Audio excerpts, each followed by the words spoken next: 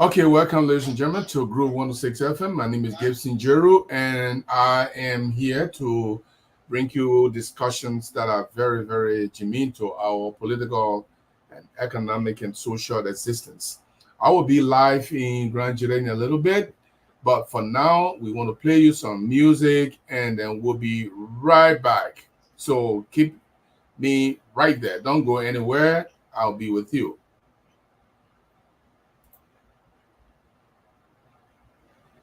All right, let me see. I can do some music here, and then I will. This one is coming from La Côte d'Ivoire. It's called Jacob, and we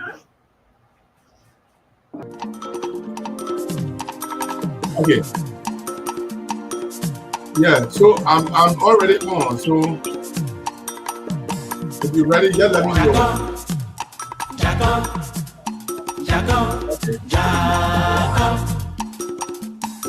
Mommy Cllr, the Sammy can go to Matis. I was in a colleague, run on them yak copula.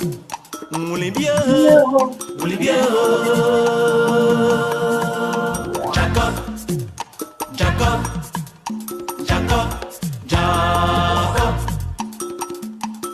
Israel comité de mon dede, mais John Kaka Mumbashame, Imotimle, Mignamle, Sominue, Mignamle, Sominue, Mignamle, Sominue. Olivia.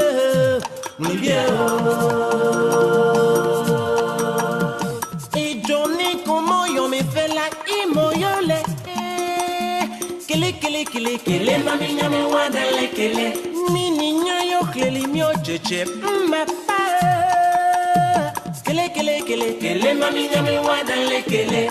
Et Johnny, zokayo me fait oh. Jacob.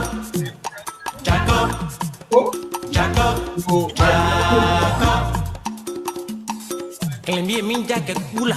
Ay, mi boda. Ke de komula an black by me. Abuo. Asobensi ke Jacongo hanle. Jacongo hanle. Bisim kapem toa. Dade wo min doma. Me yiwu mi okozreme. Jacongo hanle.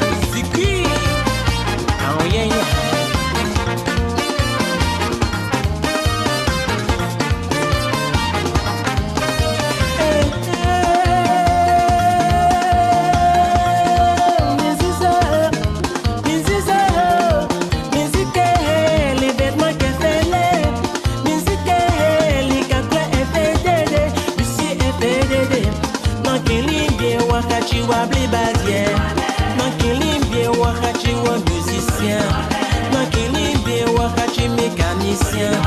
Makelinde wakati wa président. Makelinde wakati wa commandant. Makelinde wakati wa animateur. Makelinde wakati wa docteur. Makelinde wakati wa professeur. Makelinde wakati wa régicien.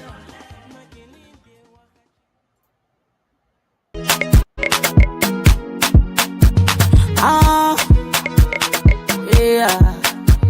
Unego, above, arebo, chiso. Money finit Congo. Your money finit Congo. Your money finit Congo. Your money finit Congo. Arebo, your money finit Congo. Money finit Congo. Your money finit Congo. Your money finit Congo. Oh yeah. Mulia kwe mubayo, mubayo, mubayo. Mulia kwe mubayo, mubayo, mubayo. Okay. Mulia kwe mujayo, mujayo, mujayo. Mulia kwe mujayo, mujayo. Ay, baba la mufoya. La guerrero, papa la mufanya. La rapeo, yamo la mufanya. La guerrero, yamo la mufanya. La rapeo, the baba people coming. We will catch you, baba people coming. We will catch you. Nobody like you, like I do. Nobody like you, like I do. Better days ahead. Better days ahead. You ain't yo. I'm a prover. Find your prover. Come a prover. From a prover. Find a prover. Find your prover. From a prover. Your money finit Congo. Your money finit Congo. Your money finit Congo. Money finit Congo. Your money finit Congo. Your money finit Congo. Your money finit Congo. Your money finit Congo. Mulia kwe mubayo, mubayo, mubayo. Mulia kwe mubayo, mubayo, mubayo. Okay. Mulia kwe mujayo, mujayo, mujayo. Mulia kwe mujayo, mujayo. Baba la mufanya. La guerrero, baba la mufanya. La rapeo, yamo la mufanya. La guerrero, yamo la mufanya. La rapeo, the baba people coming. We will catch you, baba people coming. See, we will catch you. I love you, la fish, la water. Sometimes I like a pump or talk. Then you are in a alleyway. Don't be talking about your friend. Just pulling a cool. You do your own no talking. I do my own talking. I'm gonna live with living, yeah, so. I'm gonna let my people living, yeah, so.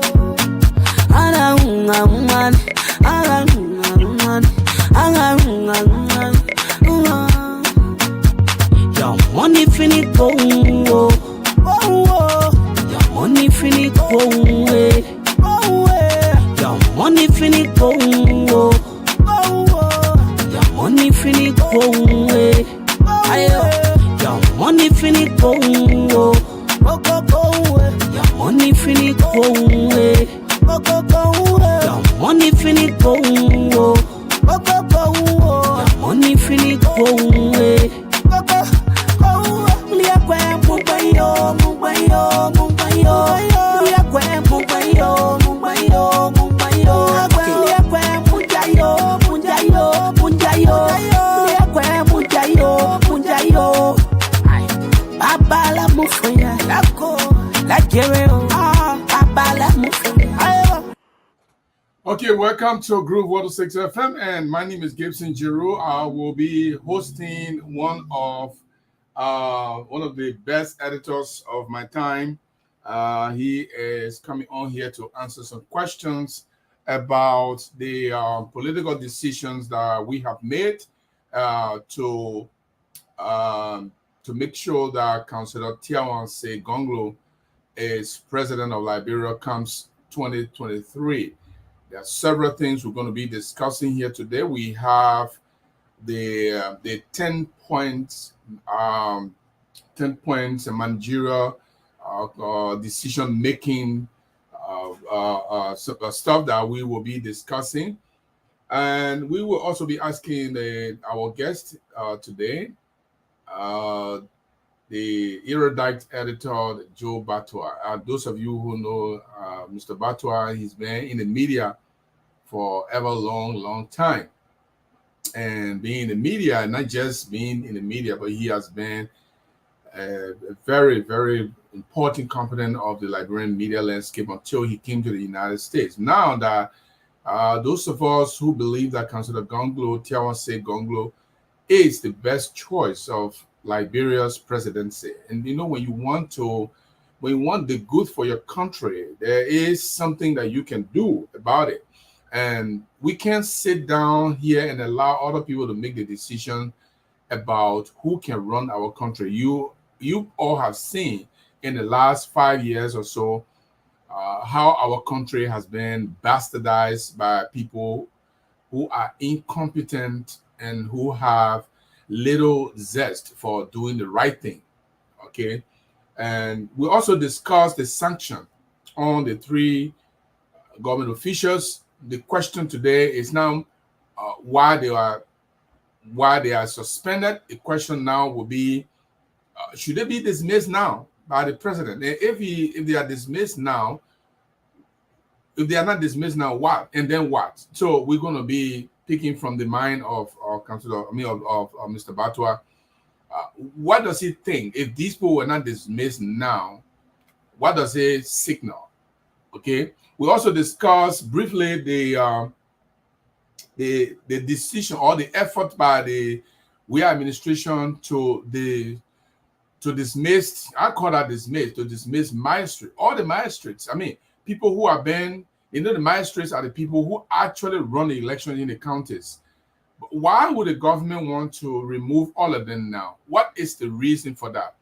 We're also going to go into that in a little bit, but let me welcome my editor.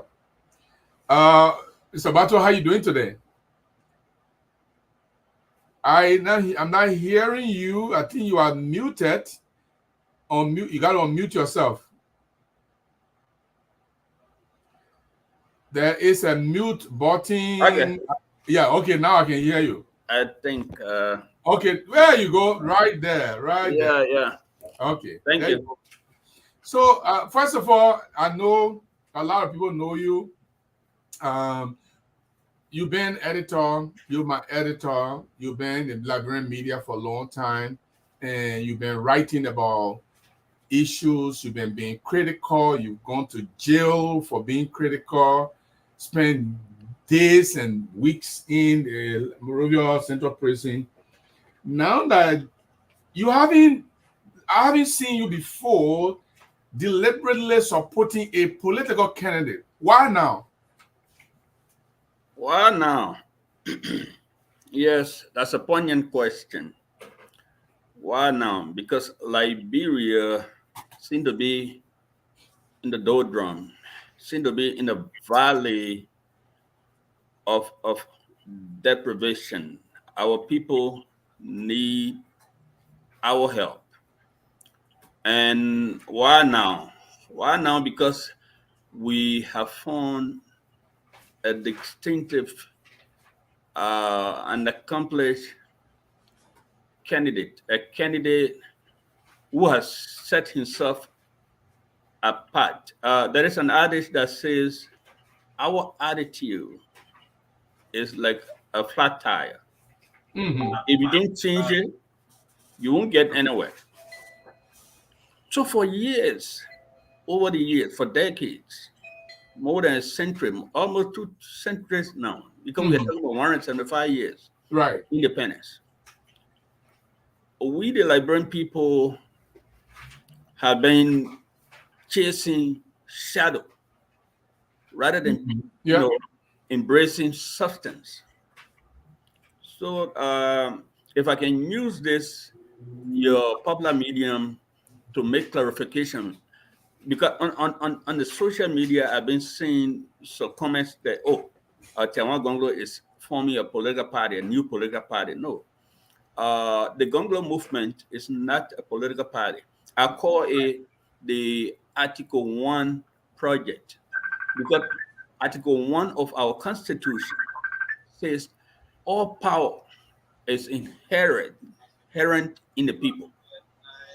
That means that we are the source, we are the origin of all power, all the power that our officials, President George Weah, Okay. Vice President Bill Howard Mr. Taylor. Batra, Yeah, Mr. Batra, 1 minute. We are going live in Grand Jira. Let me connect Grand Jira in a little bit.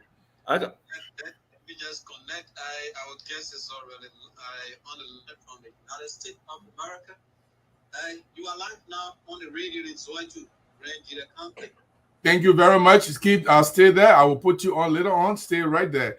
Okay, Mr. Batra, we are live in Zedru right now, and you are in flight. Go ahead and continue your comment. Yes. So your question was about I have not been, actively taking part in political activities in Liberia as I am now. Yes, that's true. So, and my adage I began with is that our attitude is like a flat tire. If you don't change it, you will not go anywhere. So basically what we are here to tell our fellow compatriots, the Liberian people, is that we have a candidate now that we can make a distinctive, a very clear choice.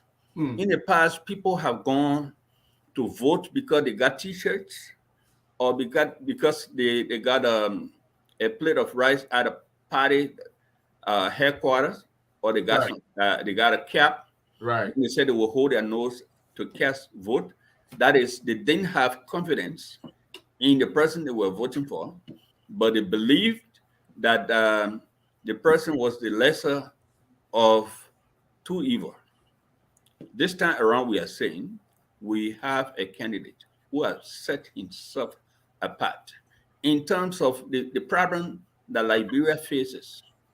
As Councillor Gongloe has been saying, Liberia is like a patient that is in an intensive care unit. So when a patient is taken to a hospital on an emergency basis, and this patient is in an intensive care unit, you call on medical experts to help the patient to recover, not quacks, not charlatan. So the status quo now is we have seen it for ourselves that we have a presidency that is not being taken seriously.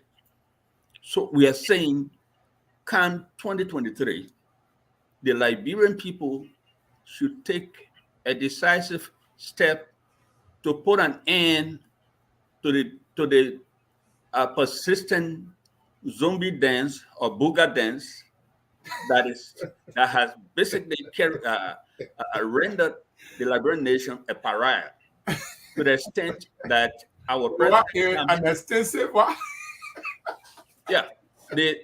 an extensive booger or zombie dance. Yeah, the zombie dance, because we do zombie dance Saturday night, and then we become bishop Sunday morning. That's not, the intricacies of statecraft is not understood. It's not comprehended, and people are not taking their responsibility seriously. We believe that with Councillor Tiawan Saye Gongloe at the helm of the political power in January of 2024, there will be a difference. Our nation will regain its dignity. It will be respected internationally, as we have already seen that even Gongloe, as a private citizen, has begun to restore the nation's dignity. He was here for about 3 months, and he was able to make a breakthrough at the level of the State Department. To the extent that 5 years our president has come to the United Nations, and he had been restricted within the 25-mile radius of the United Nations headquarters. Why? Because he's yet to gain the confidence of the international community. Thank you. Okay, so let me Abraham, are we loud and clear in Zwadru? Yeah, but the second question is not too loud. Although it's clear, but not too loud. Okay, all right. So I will find another means to.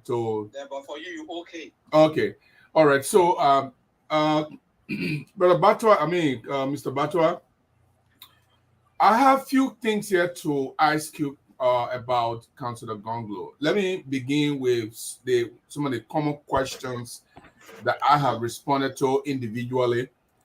Questions that people are asking, and they said he is late.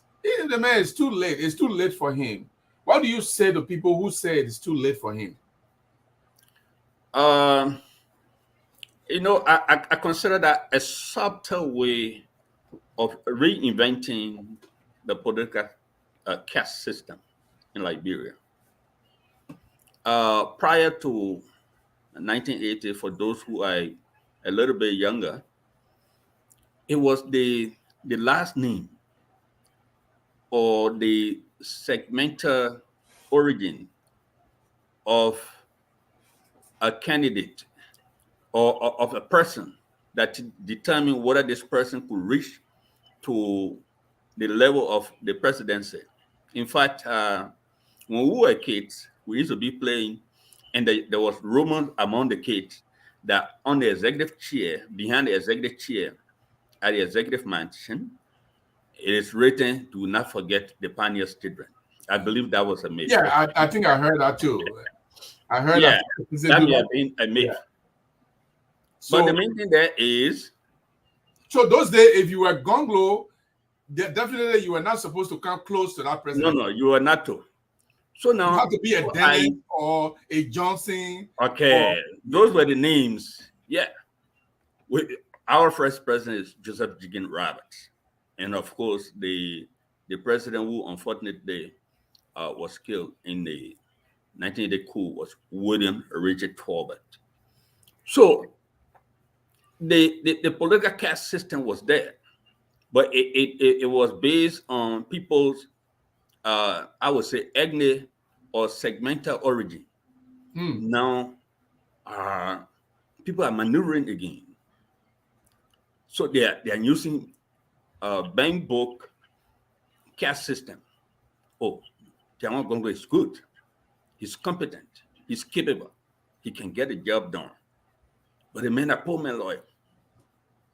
So what the Constitution says, it has only qualification in terms of year. It says when one is 35 years, it does not even have educational qualification. That means we can even elect a very good paramount chief who did not go to school, but is a natural leader to be our president.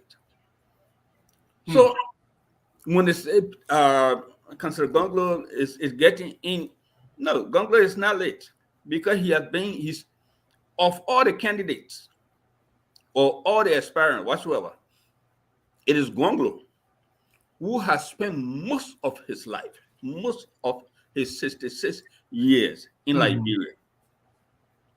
Besides maybe coming here to study, coming here in the United States to study, or the time he was tortured, because if you can recall, on April 24th, 2002, at the behest of Charles Taylor, Councillor Gongloe was arrested. He had gone to a gathering, a Manoroa Union, a civil organization gathering in Guinea. Yes. And delivered a speech there in his characteristic, candid manner, basically saying that armed rebellion, armed movement was a threat to the region, to the sub-region, because rebellion will disrupt the smooth political process and also endanger the lives of people. And of course, Charles Taylor did not like that. When Cllr returned, he made sure that he was arrested. But again, he got a shock of his life, Charles Taylor. When he tortured Councillor Gongloe, the whole world condemned him at the time. So this gentleman, he has been unwavering. He has an unshakable will, determination. He has the fortitude to get the job done. And the good news is, when he gets the job done, he consistently gets positive results.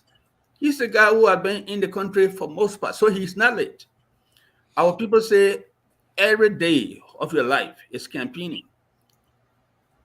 Which of the aspirants in Liberia that has this personal connection with people? I'm not talking about people going on campaign and just showing off, but when it comes to one-on-one connection with people, how somebody greets other. Yeah, Mr. Bato, 1 minute. Are you still hearing him? Oh, okay. Hold on. I know why you're not getting him. Hold on. Let me make sure. Is it because my speaker is low or what? No. You're good. It's from my side. Oh, okay. Are you hearing him now? Hold on. You hearing him now? Yeah. Okay. Good. Okay. Yeah, go ahead. Okay. So let me ask you. Councillor Gongloe, the people are saying Liberia now that because the reason why Councillor Gongloe does not have the kind of money he's supposed to have, the kind of lawyer he is, he should be representing big businesses, big companies that he did not bother to represent. He freed Akara's Gray from prison. He freed Molba Molu from prison. He freed Jefferson Koji from prison. He represented Henry Costa. He represented T. Majirate. And he had been representing journalists and human rights advocates over and over and over. How is that a dividend to him? Oh, of course, it's a dividend because he had been in touch with the people. For those who would say that Cllr doesn't have money, I would say yes, it's true that he's not a millionaire because he had not been. Yes, he served as Minister of Labor. In fact, when he was Solicitor-General of Liberia, a certain top Lebanese guy a businessman, they are among the untouchable in Liberia. And then he violated the law and considered he wanted the law to take its course. And this top business guy who some of the people who I consider, just as I said, untouchable in Liberia, sent some intermediaries to him. And basically to bribe him so that businessman, will not go to jail. And it was a huge sum of money. And the guy said, no, the law just has to take its course. So later on, when the guy went to jail, he came from jail. He said to have told some of his confidants that guy he won't be rich. If he can refuse money like that, then he won't be a rich person. I'm not going to pick your mind, but I know that Jahari was one of those people that Councillor Gongloe sent to jail. He was the biggest hotel owner, the Holiday Inn hotel owner, and I know he went to jail for racketeering, and Councillor Gongloe was it. Well, when people say yes, he doesn't have money, I say yes, but historically, not all leaders, not all successful leaders have been million years. Hmm. Yes, I just wrote an article so that I will send it to papers in Liberia, and what I wrote there was I said when in the days of old, when the pharaohs were among the wealthiest souls in ancient Egypt, God raised Moses. He was not a new millionaire. He was not the richest among the Israelites, and he led. He led and he enabled the Israelites to cross the Red Sea. We have our Red Sea in Liberia. Our Red Sea is corruption, which has been basically shackling our society over the years, where you have 0.1% of the populace that is super rich. Then you have 99.9% of the populace that is super poor.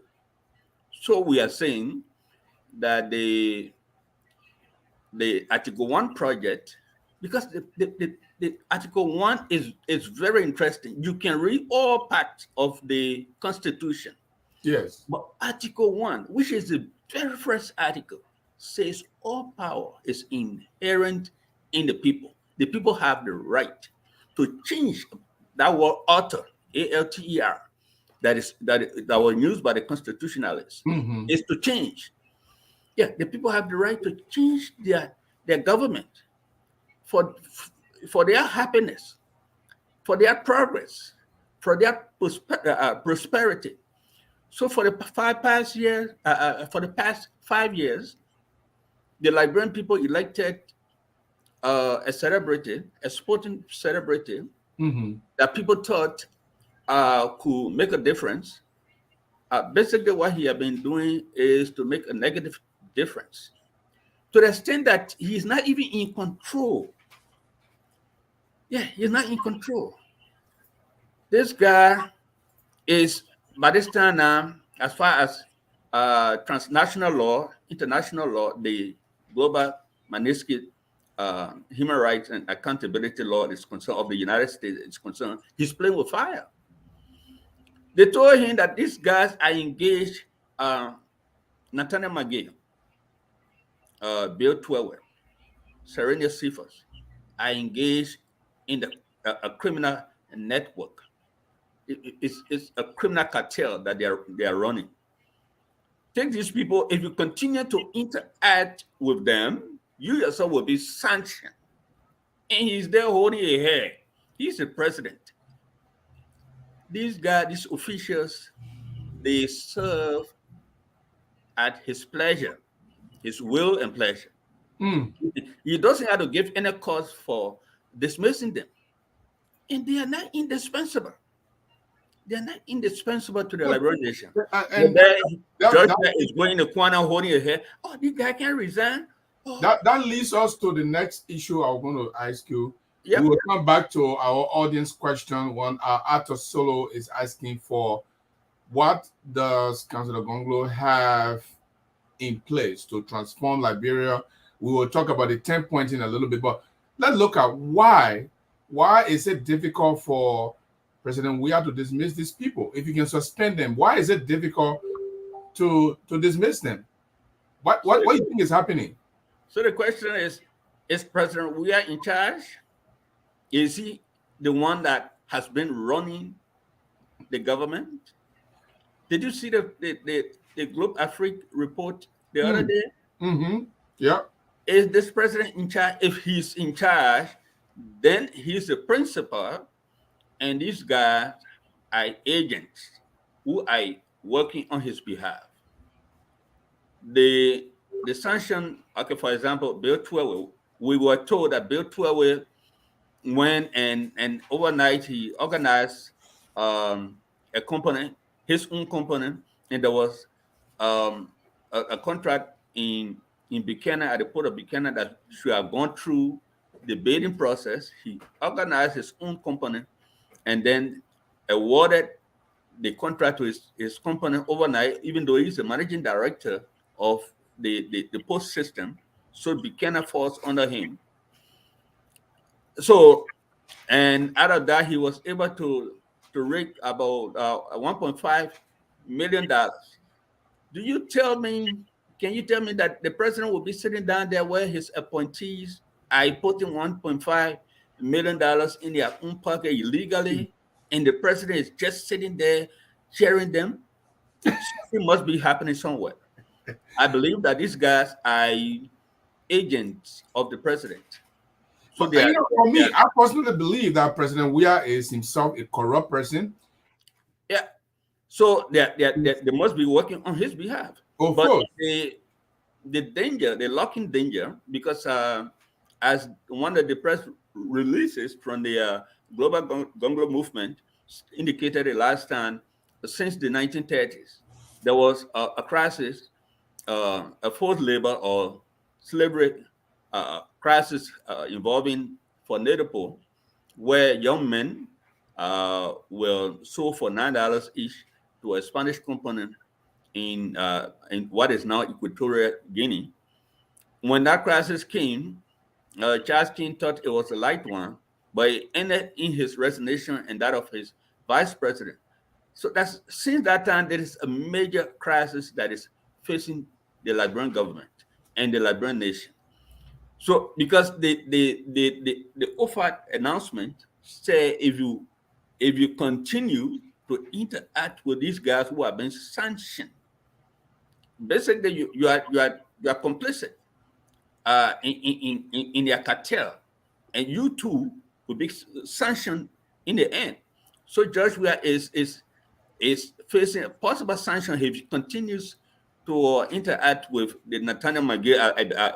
Maybe now he had told Nathaniel McGill to seek electoral position. I'm hearing that he's somehow confused whether he should run for Bon County, run as senator for Bon County or senator for Bapolu County, whatever dubious identity he might have. But if George Weah was really a president that is really in control, by this time, the Bible says, since he's a bishop, if I can quote the Bible, the Old Testament, that certain finger is giving you a tough time, you call it off. You just take that off to relieve yourself. Yes. You can't have people who are there getting everything for themselves while the bulk of the majority of the people go hungry. We already have problem with the government itself. More than 50% of its budget go to salary, and the salary is not civil servant salary. In fact, 10% make up about the civil servant salary. The bulk of the salary that the 103 lawmakers at the level of the legislature and the government officials at the executive, even the judiciary is suffering. So we have problems in the country.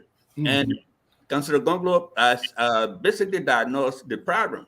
He says our inability to equally apply the rule of law without fear or favor has been the problem over the years. And he's saying that when he's elected president of Liberia in 2023, he will first issue a decree to make sure that the judiciary is independent, that law enforcement is independent. Because at the moment in Liberia, when you are an honorable, quote unquote honorable, and you violate the law, you are not arrested. In fact, it's the other way around. An honorable can even try to arrest or order the arrest of a police officer rather than the other way around. We are here in the United States where Councillor Gongloe has been on 2 fellowships at Harvard University. Talking about law enforcement, that brings me to the question of Arthur Solo Sion. He said, Mr. Gibson, as you can see the message on the screen, he said, Mr. Gibson, we are awaiting your candidate policy on how we move forward as a country. I believe that's what he meant, not just talking, no contest. Okay, so let's go to the 10 points, Mr. Batwa. the 10 points of how the Councillor Gongloe intends to make Liberia a better place. Number one says, I'm going to read that and you just talk about, we got 10 points, but I'll just read the first one for you. It said there will be zero tolerance for corruption under a Gongloe-led government. Within the first 100 days, a thorough review of all the reports done by the GSC will be carried out. That review will determine prosecution and make recommendation on those that may be statute barred. The audits, including lifestyle audits of all public servants. This seems to be a harsh approach. You think Councillor Gongloe will do that? Yes. That one of the things that we should be watching, the candidates, their stand on issue, their principle. Right. Yes. Because many people, just as I said, we have been chasing shadow rather than substance over the years. Gongloe is known for consistency, whether as Solicitor General.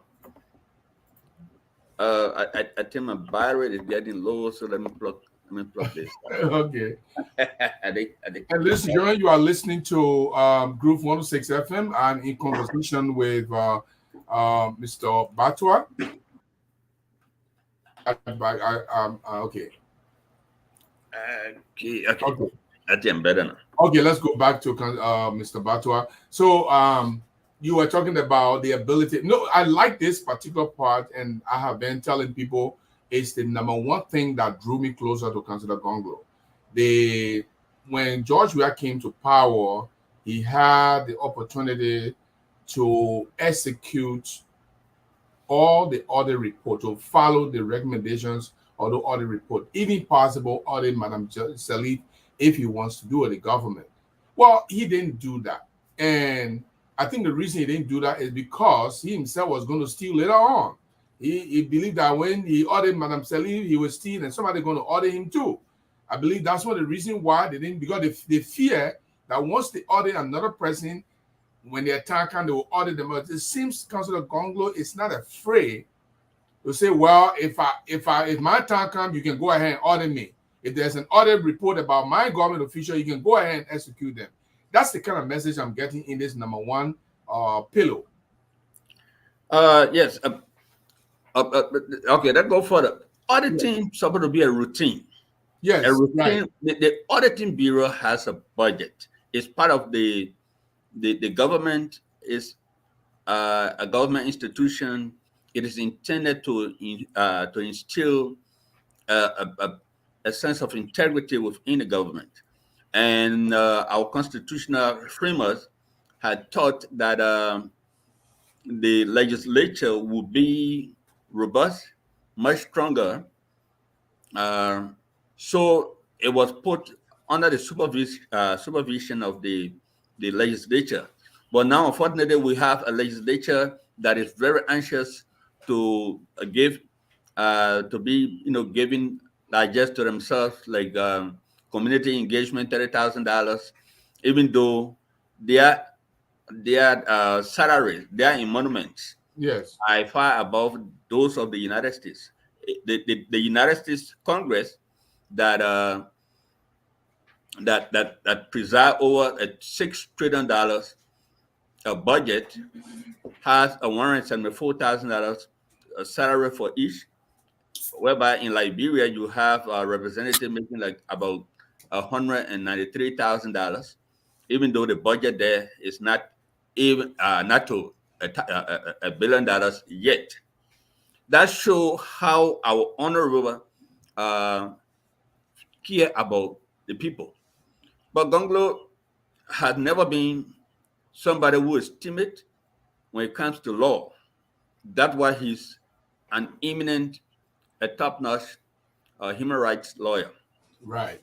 So coming to power, that's why we believe that he's best suited among the current candidates, because we know where he stands. if a candidate doesn't stand for something, he's ready. He's more vulnerable to fall for anything. Some people think that when somebody has served in multinational, corporate setting, they are best suited to be a president. The presidency in Liberia has enormous power. Some of those power that are exercised by our president, I confer constitutionally.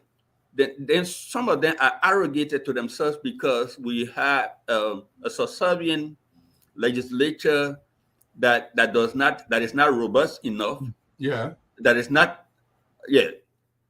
too masculine enough to stand to the executive. So presidents tend to exercise a lot of power. So you need to have somebody who has a history of upholding democratic tenets. And there where Gongloe comes in. Then some people come and say, oh, he doesn't have money, or he's too young. Why he can't be vice president to this? So if we were to take that, maybe Barack Obama, Barack Obama would have been president at 46. Right. And Joe Biden will not be vice president. When Joe Biden was a vice president at 65. So I think it is an opportunity for the Liberian people to now actively participate in the political process with an assurance of getting positive result. What it is, you have been at the level of Solicitor-General Gongloe has got positive result. At the level of the labor ministry, he has got positive results. So he is known for making positive difference. At the level of the Liberia National Bar Association, where when he went in, the bar had about $34,000 in its account, and when he was leaving, more than $100,000 was remained in the account, and he had already begun. His administration had begun building a permanent headquarters for the Bar Association. So those are results, practical results that the Liberian people yearn for. I know you are 6 o'clock, you'll be busy, so we have like 8 minutes, but I want you to address one specific question about Councillor Gongloe. Why make him tick? Why make him different from the other candidates? Why Liberians should choose him and not Cummings and not Joe Boakai and not George Weah and not any of the candidates? What make him tick? Yeah, that made me to go back to where I started from, which is our attitude is like a flat tire. You're right. You have to change this flat tire that is hindering, that is that have been hampering Liberia's movement. So for us to go forward, what has been happening over the years is that we are elected people who have no commitment to the process. So this time around, we have a clear choice. Tiawan Saye Gongloe has shown over the years his consistency, his fortitude, his steering will. He has the character, he has the integrity to get the job done. And when he gets the job done, he gets positive results. That somebody like that we need at the level of I've been saying it in many of my writing, that the fish begins to rot from the hair. Yes. If today, not that corruption has not been in Liberia, yes, but you have a president who came to power and took $25 million and carried somewhere. He said he went to mop up. I'm talking about liquid cash, 25 million United States dollar. There's no law like that in Liberia. He's not even the governor of the central bank is not supposed to do that. He's not an economist. You take the liquid cash, you carry. You say you want to give it to And I think 9 or 7 of those agents or money changers that they claim to have given money to cannot be found. So they maintain that was a violation of the law. Of course. There was an abuse of executive power. Then, of course, we had a situation where 16 billion Liberian dollars coming from the free port of Monrovia to the central bank vanished in thin air. Then, of course, the president is constructing 47 mansions, personal buildings, yes, in the first 365 days of his administration. Then, not only that, he went on 9th Street, broke down what he had there, a house that was estimated at maybe $50,000. He went and broke it down and rebuilt it so that it would be $1 million home rather than $50,000 home. No, we had a situation where at some point the president announced that Air Liberia was being restored, and they will call it Lone Star Airline now. I don't know how many flights it's now making during the week. What we have in Liberia is just appalling. It is preposterous. So we need a reset. Liberia needs a reset. We need a president that can be welcome in Washington, D.C. Already Gongloe has shown his capacity to make a difference, a positive difference again. When he got in his place here, 19 days later, he was at the State Department. We had a situation in Liberia where you are a foreign minister who can even come to the United States. I don't know. We are in September now. We'll see whether Cllr will come to the United States because he already has some problem. Then, of course, it's later on his wife, also who was a consul general in New York, she too had problem. And all these things happening, and if we were to have a president who is actually in charge, he would have dismissed these people to come with a clean slate, to have a reset. But we don't have that situation. We don't have a president who is really in charge, which is unfortunate. We want Councillor Tiawan Saye Gongloe to come in and have a reset. Now, in comparison to other candidates, how Gongloe distinguishes himself, sets himself apart, is he had never had any patriotic identity syndrome.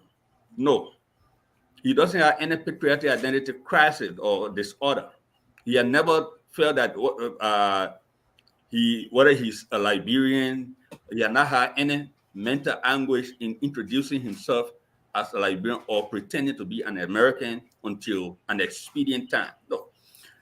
And Gongloe is attempting by announcing his candidacy, what he's trying to do, what he has been doing for 34 years on behalf of poor Liberians, is what he's trying to, by this time now, at the age of 66, you want to elevate that to the orbit of national politics so that he will be an advocate for everyone to make sure that economic equity prevail in the country. Okay, it looks like we need you more often than this, and we can discuss other portions, other aspects of Councillor Gongloe's candidacy and other political issues that confront Liberia. But like you told me, you have like 2 minutes to 6 o'clock on your side. So I'd like to give you the opportunity to give me your parting statement, and tomorrow we could start early so that at least you can have enough time to elaborate on some of the things. Thank you very much, Mr. Jared. Once again, the Gongloe movement transcends the parochial confines of political parties. It is not a political party. People have been mistaking that. Right. It is a movement that embraces everyone. If you are in the Coalition or Congress for Democratic Congress, CDC, and you are frustrated with the ineptitude of George Weah, come and join us. Whichever party you might be in, you might have been registered as a member of the Unity Party, the Liberty Party, or PLP, or whatsoever political institution. Join us if you believe in the future of Liberia. The Gongloe movement is about building a path, a formidable path for the future of Liberia. That's why it is not too prudent to bring over the baggage of the past.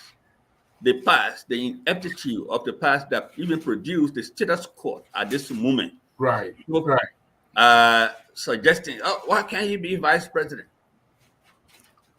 We need to break with the ugly past and move ahead.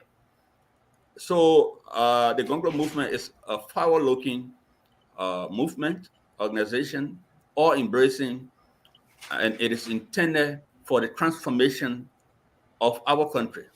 Please join us. Thank you. All right, thank you very much, Mr. Batwa. And trust me, I'll get with you so I can know your schedule, and then we can do this every week. Every Friday and Saturday we'll be live in Grand Jeddah. Yesterday, I think we were in Cllr, so we'll see how we can do it more often than that. I want to say thank you very much for your analysis. Thank you very much, Brother Jerry, for being generous with your time. I appreciate it. So thank you.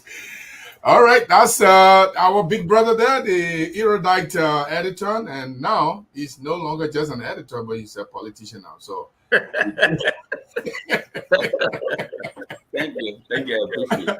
All right. Okay, thank you very much. We want to say thanks to our brother, and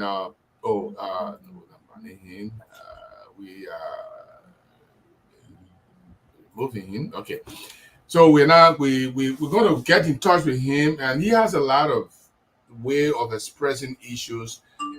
It will make sense to you a lot, and he doesn't know how to hurt people. So I never seen him say something to people that hurt them, but he knows how to say the bad things the good way. That's what I like about him. And this is why we are concerned about people who are in other political parties. And if I were a member of those political parties, I would have encouraged our leaders to come to consider Gongloe. Trust me, guys, the movement, the Gongloe movement is not just an ordinary movement. It is gaining traction everywhere. And beside Liberia, it's gaining traction in the diaspora, in Europe, in Asia, in the United States. It's gaining traction. But more importantly, it's gaining traction on the ground in Monrovia. And on the 15th of this month, the Liberian People Party is going to host its primary in the city of Banga. And the standard bearer of the LPP will be elected at that point. And we are very positive, and we are praying. We are hoping that the Liberian People Party will elect Councillor Tiawan Saye Gongloe as standard bearer of the LPP. And we are going to the election with clean hands. And those of us who are beyond Gongloe, you can check our record. That's why the Gongloe movement is different from the other politicians or other movements. Look at me. Look at Brother Batwa. Look at all the people. When you look at the people beyond Council of Gongloe, you can know that credibility counts a lot. People who are been stealing, people who have nyama on their record. When you see the kind of people beyond somebody, then you know that this is not a serious group. But this part of this broadcast will be specifically dedicated for those of you in Grand Jeddah. We will be now going straightly discussing why Grand Jeddahs should not vote for George Weah this coming election. And that is what we're going to be talking right now. We are going to be talking about why is it that Grand Jury should not vote for George Weah and vote for Councillor Gongloe? What people are asking, what has Councillor Gongloe done? Oh yeah, you know, especially I'm talking about Grand Jury right now. I will talk about the rest of Liberia in a little in another time, but I want to focus on Grand Jury right now. If you are in Grand Jury County and you are listening to me now, and your question is, what has Councillor Gongloe done for me to vote for him? It is you I want to talk to right now. If you are in Grand Jury today and you say, I want George Weah to get 12 years, you're giving chance to get his 12 years, it is you I'm going to talk to right now. Listen, those of you who are from Grand Jury, you know the kind of person I am. I'm not the kind of person, and this is all Grand Jurians. This is our character. This is the way we Grand Jurians will behave. We do not go beyond people because we want to be deceptive. We're not going beyond people because we want certain benefits. Yes, in politics, every political move is intended for self-interest, national interest, community interest. It has to do with interest. And those of you, sometimes when you vote, some people, let me just tell you what it means when it says when you're in politics, you vote for interest. Other people interest, when you look at them, you laugh. Other people interest, you look at them and say, yes, this is a good interest. Let me tell you that first, so that because I want to prepare you for the next kind of election that are going to be coming. Now, when I say interest, some people, their interest is once you give them a bag of rice today and they are able to cook for their children, they are able to cook for themselves in the next 2-3 days, or maybe the next 1 week or 2 weeks, that is their interest. They want someone who will be able to give them a bag of rice. Now, I'm not going to tell you here, Gibson Jeru is not going to tell you here tonight that because the person's interest is bag of rice, so the person's interest is not important. No. I will not say that. Because if I say that, I will be telling people that they do not make choices for survival intelligently. I am not going to insult my own people on this platform. I will respect you for what you stand for.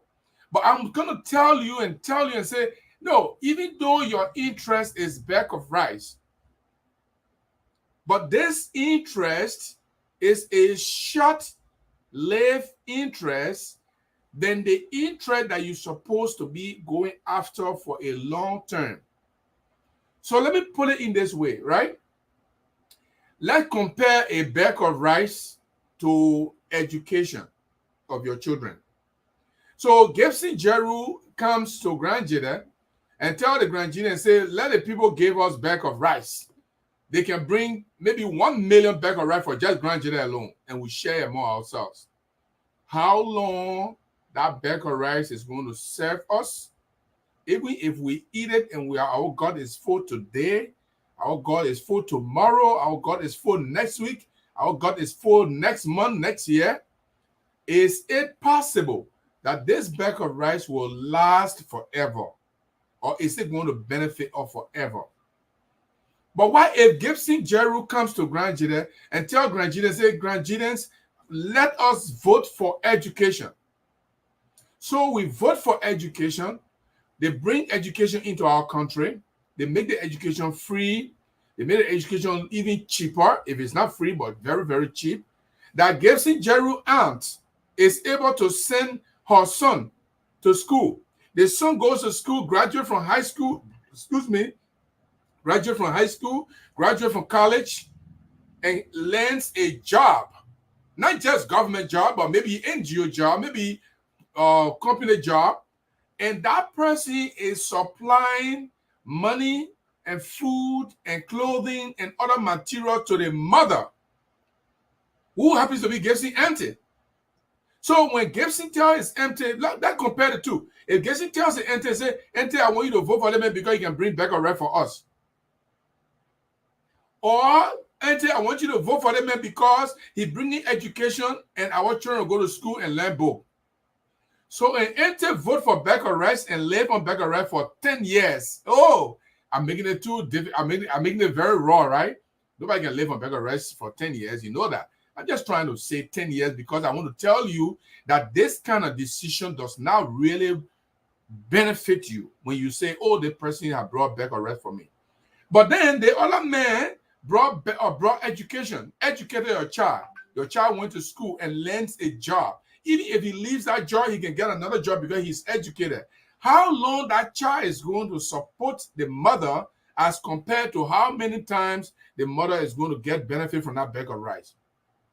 This is why when your children that go to school, let me tell you something. Those of us come to America, we didn't come here because we come here to just benefit ourselves. All my life, I wanted to come to America to go to school. And even as old as I am, I'm still learning. I want to get my master's or PhD and come to Liberia so that a crime man, not only one, we have other doctorate degree holder before, so that I can come our country, so that I can do something that will benefit our country. It doesn't have, I don't have to be in government before I can do something to benefit our government, our country. I can talk to you to make decisions that will benefit you. I'm still contributing to the improvement of the county. If I come in the county and bring education or scholarship, I'm still doing something that will benefit the county. If I come in the county and work with other international organizations, NGOs, companies, and say, hey, you got to help our people build a road, I'm still helping the country. So those of us, all your children that came to America, they didn't come to America because they just want to benefit themselves. And those of you who are listening, I wonder if I asked anybody just now, if the U.S. government gave me, if the U.S. government said, Gibson, since you are being America, you've been correct. So the way you correct that, they will want you to bring 10 correct people to America. 10. If I come to Zwedru, in a Zwedru Square, and I come there and I made an announcement on Flash FM, on Tap FM, on all of the FM stations and say, I need 10 people to go to America. You will not sweat. You will just go to America. I just want to put your name down. Tell me how many people will storm that place.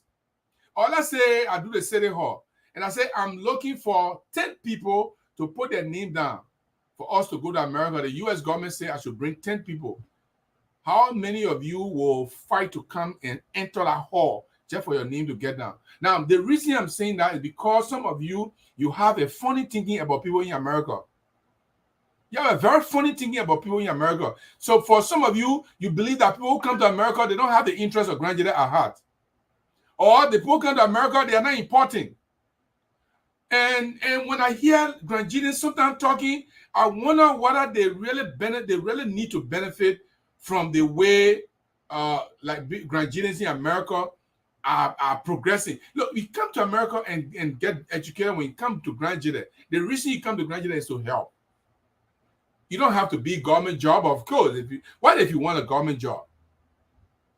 I see, I know there are several candidates in the race right now in Grand Jide for the representative position in Boston District. I see Dr. Boto, I see Honorable Harrison, and I see Amos, is that? These are competent people, very competent people. But I can see some of you voting for someone who will not even help you in Grand Jide. Someone who will do nothing for you. Someone who will bring, because you say, oh, the man will, oh yeah, the man know our problem, so we'll vote for him. But the man has no putsch. He has he doesn't have the ability, he doesn't have the ability to think beyond where he lives. You know what I tell people in Liberia when they're doing our contract? Usually when my wife, myself, when building our houses, I tell my wife, I say, when you're talking to the people in Liberia, you must think for them and think for yourself, because what they know in Liberia, they think is the best. So when you tell them to obey or how they obey it the way they know in Liberia, you have to tell them, no, I don't want it like that. In fact, some of them, when you tell them I don't want it like that, they argue with you. They argue with you. So this is why when you have your children and they know better, they come to you and say, look, this is right for us. They try to make you to join them for you to do the right thing to benefit all of you. That brings me to someone who asked a question. If you say, I'm not vote for George Weah, why have Gongloe done? The question I want to ask all of you, those of you who are listening, I will take your questions in the next 15 minutes. I will let the question to be open in the next 15 minutes. When you voted for George Weah in 2005, when you voted for George Weah in 2011, when you voted for George Weah in 2017, all of them more than 80% or more than 70%. What did George Weah give you before you voted for him? Now, think about it. What did George Weah do for you? Before you ask me question, I will tell you what Gongloe has done. Some of you may not see it to be important. Some of you may not see it to be sufficient. But I will tell you what Gongloe has done. But I want you to tell me. I'm your son. Tell me. And those of you who will call tonight, I want you to tell me. Don't ask me what Gongloe has done. Tell me what Gongloe and what George Weah has done for like a Grand Jury. What did he do for Grand Jury before we voted for him almost 100% 3 times during our election period? Nothing. Nothing. George Weah did nothing for Grand Jury. He did nothing for Grand Jury after election. He has done nothing for Grand Jury at this point we are talking right now. Grand Jury, as in fact, Grand Jury is one of the suffering counties in Liberia. You know, I tell people that George Weah hates Grand Jury. And people say I'm too harsh on George Weah. I don't know what I mean by too harsh on Grand Jury. I mean George Weah. George Weah hates Grand Jury more than Ellie hated Grand Jury. Let me tell you something. If you know your enemies, you don't mind if they do bad thing to you. If you know your enemy, you don't mind because you expect it. You know, when your enemy comes and do bad to you, you don't mind because you know it's your enemy. You expect that from your enemy. When somebody tell you, I don't like you, when somebody behave in a way that show that they don't like you, so if they don't do anything for you, you don't mind. So those of us who are from Grand Jury, we don't mind if Ellen Johnson Sirleaf did something for us or not. How many of you even care about Ellen Johnson Sirleaf? None of you, like me. I don't care. Ellen Johnson Sirleaf, like she can do anything she want to do. She ain't care about us. She don't like us. She don't like the ground we walk on. She don't like our name. She don't like our country. She hated everything about Grand Jury, right? But how many of you care? None of you care. You expected that, right? I expected that too. But if someone who claims to be part of you, if someone you claim to be part of you, if the person treats you with disrespect, if the person hates you, it hurts you more than the person who already told you that they don't like you. And George Weah fit that description. George Weah is the man we call the son of Grand Jury. George Weah we call the son of Samuel Doe. George Weah we call him our son. If he hate us, it hurt us more than when Ellen hate us. Listen, even the Grand Samuel Doe children walk on. Even the Grand Samuel Doe wife, the widow, walk on. He doesn't like to see it. That man is so wicked to Grand Juryans to the point that he don't want to see the ground that Samuel Doe wife and his children, they are walking on. He doesn't want to see it. Well, you don't have to believe me, but you can see it right in your faces what he does. You want me to tell you? I'm going to tell you right now. I'm not going to waste time. I will tell you right now how George Weah hates. I mean, I have to bring this up. So I have a list. I have a list of people that George Weah has in his government. Wait, what my list I said? Oh my God, people say I'm getting a list. I got a list. Okay, I got my list right here. People who insulted George Weah. Some people say George Weah is the demon in Liberia. Some people say George Weah is incapable of running the country. Some people bad muffin, they say bad things about him. When George Weah took power, those were the first people he's having government, and he still has them in government. Let's take Cecile Coffee Brown, for example. Cecile Coffee Brown. What is she doing in government? Why is she still minister? Why is she still doing government? The woman said, God, please don't punish us with George Weah. We have done nothing. This woman said, George Weah is the demon of failure. God, please don't punish us with George Weah. Since George Weah became president, George Weah has her in government. She's still being in government. She's still enjoying herself in government. Samuel Wu did not want to see the ground that George Weah walked on. He said the man is an incompetent idiot. Are you listening to me? Samuel Wu said George Weah is an incompetent idiot. When George Weah took power, he appointed Samuel Wu. Samuel Wu still in government. Internal Affairs Minister Vani Salif. Vani Salif. This is the man who spent money to make sure that George Weah was not elected.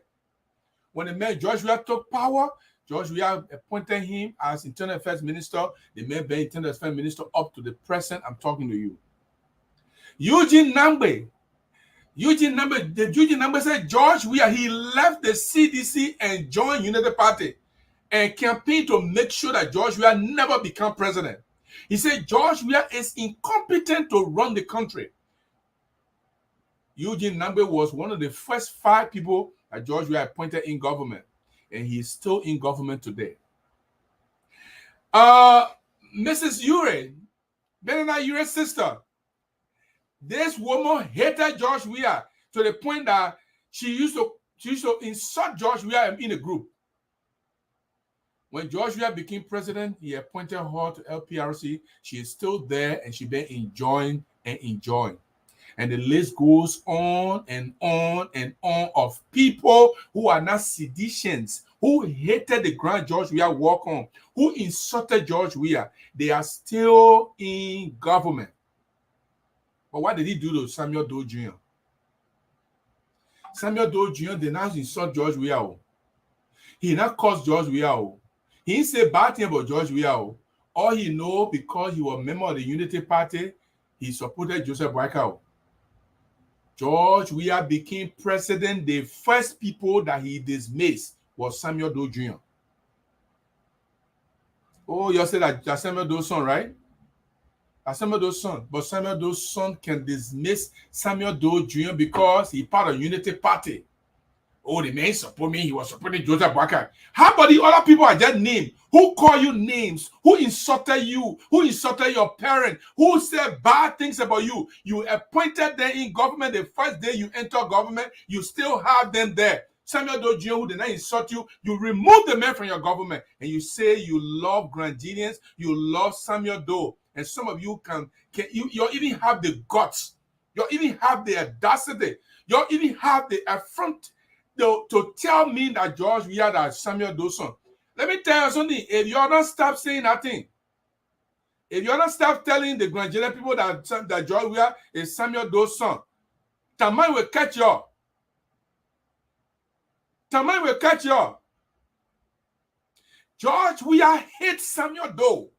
Listen, my people, just tell me now. Okay, let's assume that George Weah say, okay, I'll dismiss Samuel Doe Jr. because he was with Joseph Boyka. He didn't support me, so he not like me, so I dismiss him.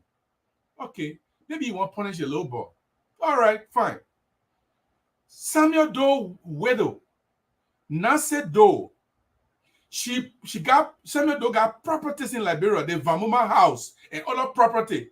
Right now, as I speak, the man who is the legal advisor to George Weah, Archibald Bonner, he is now encroaching. He refused to give Samuel Doe property to Nancy Doe. Nancy Doe have been running behind the property forever and ever. George Weah, the man in your office, has Samuel Doe property and does not want to give it to Samuel Doe's wife, widow. Has George Weah done anything about it? No, he ain't got time for that. You dismiss the woman's son. You refuse, somebody in your office refuse to give the property that belongs to the woman. But not only that, the ECOWAS code ruled that, look, Samuel Doe, based on your own laws in Liberia, Samuel Doe has benefits. Even whether he was killed or not, he was president, he was killed, he still got benefits. And this benefit, we calculated them. We removed the parts, the war years, but all the time that you're supposed to get benefits, it's supposed to be $3 million. So you gave Nancy Doe the $3 million. The ECOWAS code ruled. Liberia was wrong. Nancy Doe won the case. Okay, you remove Samuel Doe's son from the position at the National Port Authority. Now even be Joe, deputy director. He's not even the fight. He's not even the main director. He was deputy director. They made Moin stay.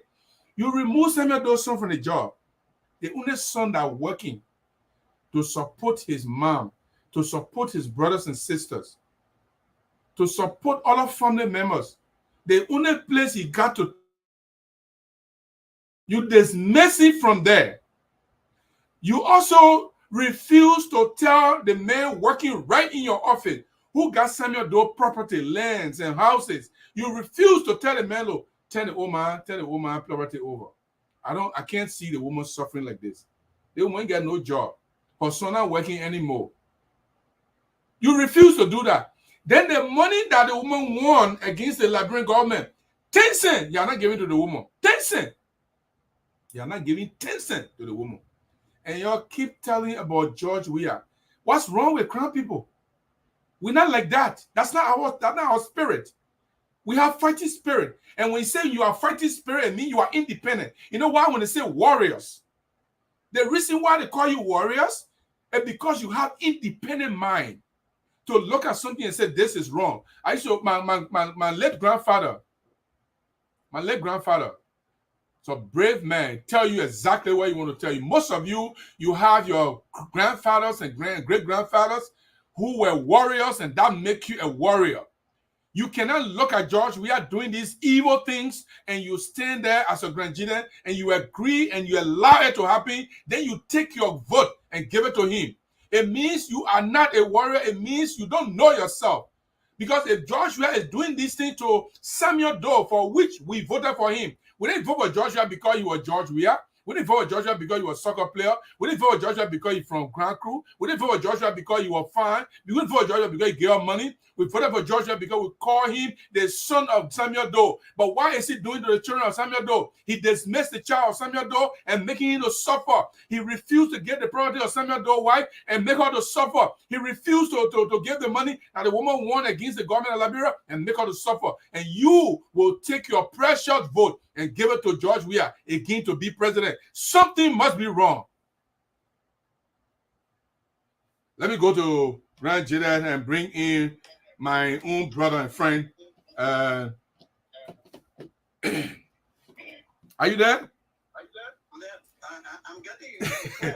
Okay, all right. If you are listening to me and you want to interact with me, I will ask Abraham to open the line so I can answer some of your questions.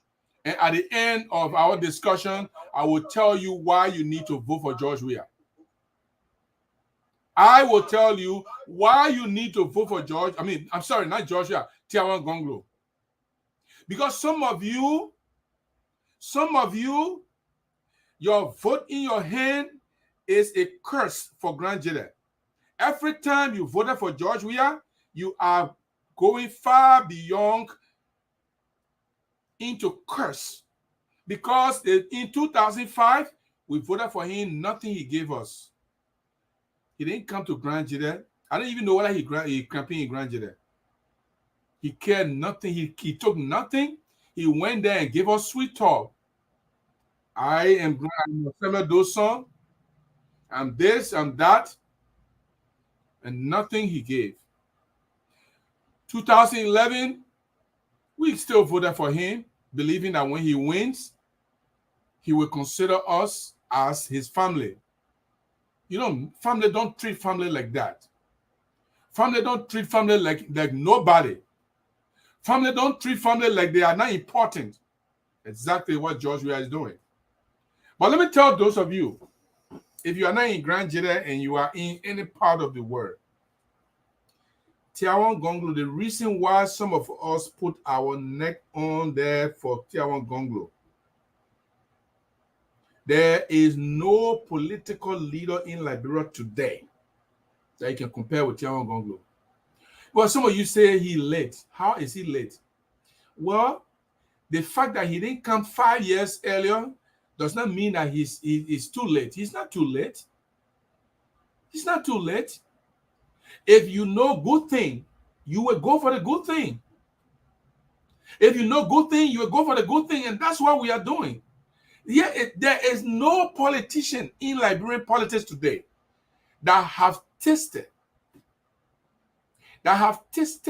violence against him. Tiawan Gongloe have been brutalized for defending people. He have been brutalized by telling government that what you are doing is wrong. He has represented journalists. He has represented journalists. Oh, let me see. I think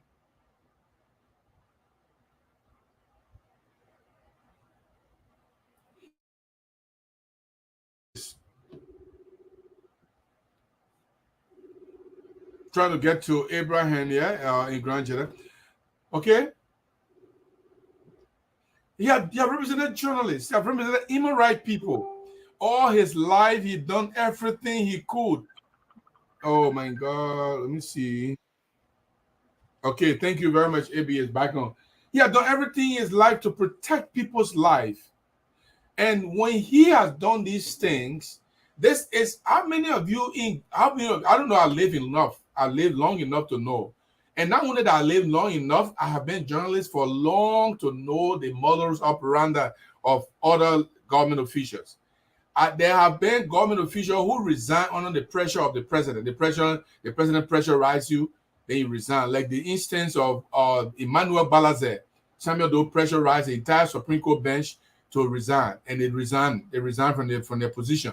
There have been other ministers, or deputy ministers, and who the government have pressurized to resign because they don't want to disgrace you. They say resign, and then you maintain your name. You are not disgraced. But in the case of Councillor Gongloe, he is the only Liberian government of minister proper. The minister proper, especially a very lucrative ministry like the Ministry of Labor, that he says, I do not want to work with you because you are mixing what we came to power for. Let me go to Abraham for the callers online.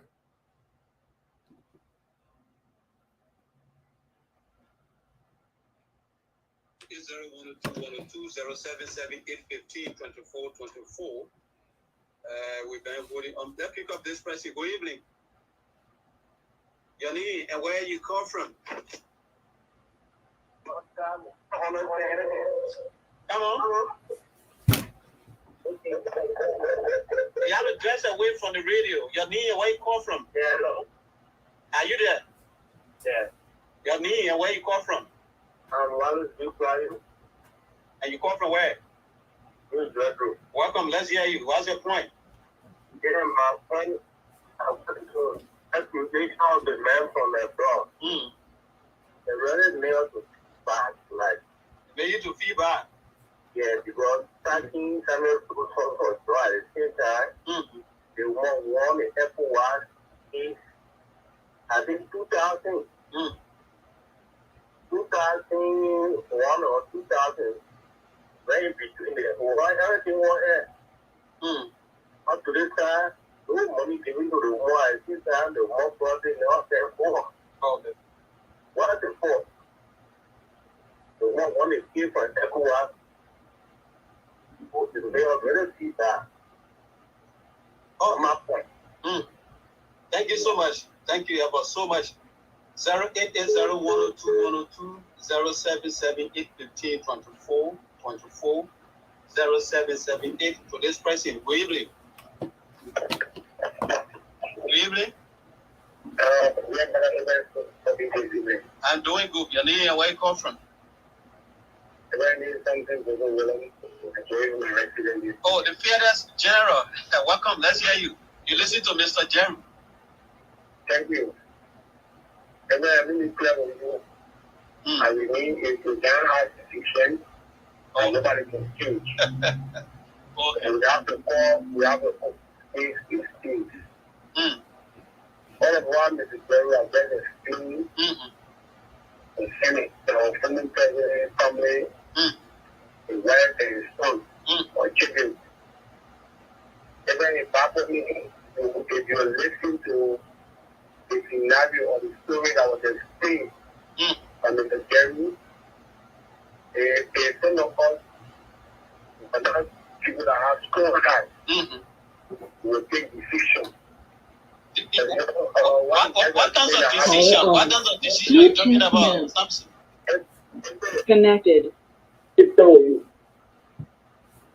will not refer to myself as son of the former president, Cllr. Then I go against my own family members. And it is said, all of the kind of things have been true with president. The president has always said to us that it's the son of some kind of book because we want to set the local. And in politics, you have everybody. Sure. You have to go to office. It is not in any way give you the right thing that a certain group of people should suffer because it's a lot of people use. But it's happening because of our own parents that are so few or who have a set mind, have contact. So we have the ability for measure against all of people. You know, people suffer today because we have those our grandparents who feel that they just don't topics. Or when it comes to credit, to get money for the government, don't know people of the great son. All of them want to see. So all of them for them to know that yesterday what they do was a life. The benefit of that they go and today they become somebody as graduated. Okay. So if the investor said the story to now was what I just explained. It doesn't matter what we prep or some of the other school or never prep. We remain focused as a tradition, but we will not celebrate our birthday will continue through our family. Thank you so much, Mr. Genze, I want you following. I'm following. 0800102 to this president. Good evening. Yeah, I did it in my Everyone, welcome. Let's hear you. Yeah, thank you. You know, I joined the show late, but then I followed some critical analysis points I don't post on the radio. Okay. You see, Abraham, I remember when the president took over this country in the inaugural speech, he said we shouldn't be or will not be spectators to our own economists. Definitely. But today, great leaders become complete spectators. Holding on to all factors, Abraham, you institute the law is something that's supposed to be reciprocated, right? If I see you in the personal street of surgery, I always recognizing you. And you're not doing it in return. Do you expect us to continue? No way. It is the case of bringing to that content. Okay. I bring Gideon or this content follow the George Weah all because people feel that it was George is a permanent. Yeah, I'm getting you, boy. And George brought President George Weah the president. And the record is there, sure, 100%.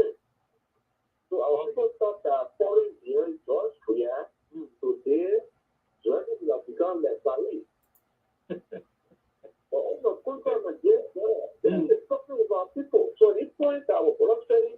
Let other people open up their minds. Okay. It's frustrating. They kind of was support 3 different times that brought this president to power in this country, for which he turned back on our country. It's bad. So we cannot put all our air in one basket. All these points that we are making, the people will cry out the opposition, and we don't want to do education. Oh yeah. Oh yeah. You know what I mean? Okay. And do you know that we were 36 in this county day that was bad? If you can recall, and indeed, just about the media bank, where group of similar guys who even told our external police a yes can qualify. Oh yeah. Oh yeah. It's bad. But then I was in the video, like on the Thursday, I said it was wrong today, it's wrong forever. Because today, George is the 25th president of Liberia. It's brilliant. Meaning that we don't have a president from number 1 to 25. Oh yeah. George will not become president forever for this country. And coming, including other guys that presidents are so far in this country. So why you get here and you have negative implications on our country in the future? Okay. So it's wrong. We have to be very careful in our politics across people. Thank you so much. I want to tell our guys, thank you to life for enlightening the minds of the crown people. Thank you so much. Thank you. Let's take another person, please. We got Shaka Sulu on the line. Lost in already. 080-102-102 778-15-24. The numbers to this person. Shaka Babe Zulu, welcome back. Yeah, thank you so much. I must appreciate you for the show and the folks in the USA. Okay. It's a great meeting. But then, with that said, too, I think the ex-president knows a lot of children that have, great credentials, that of money too, and order on state media, expressing themselves very eloquently, and they are different in other countries around the world.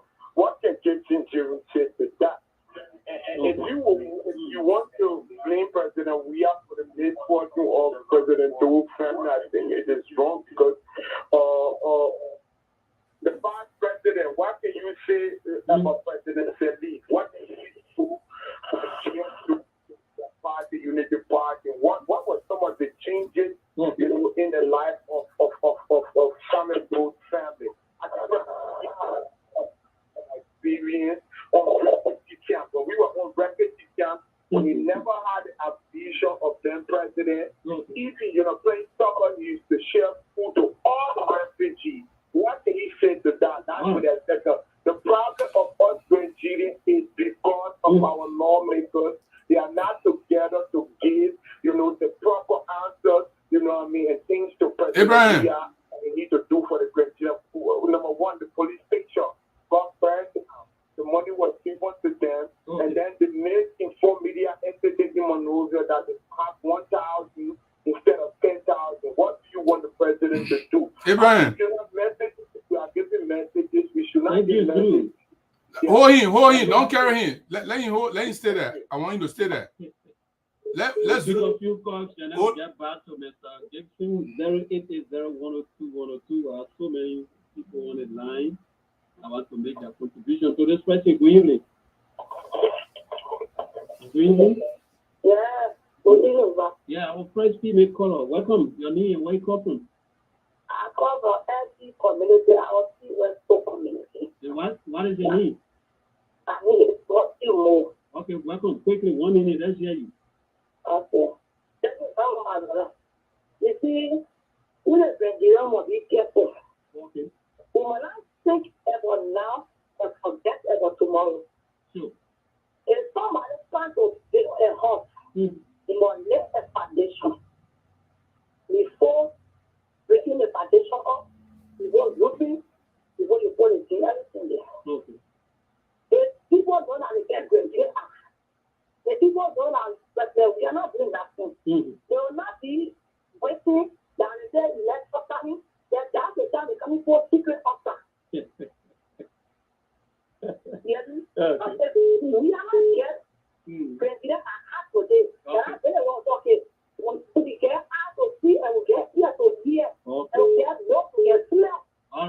Thank you. So they will not be able to be following up in a repetition. That's not being a doctor. You can't vote for that to better job. Thank you so much. All Thank the you. well after that, we go for that. That will you then pick up another question. Good evening. Hello.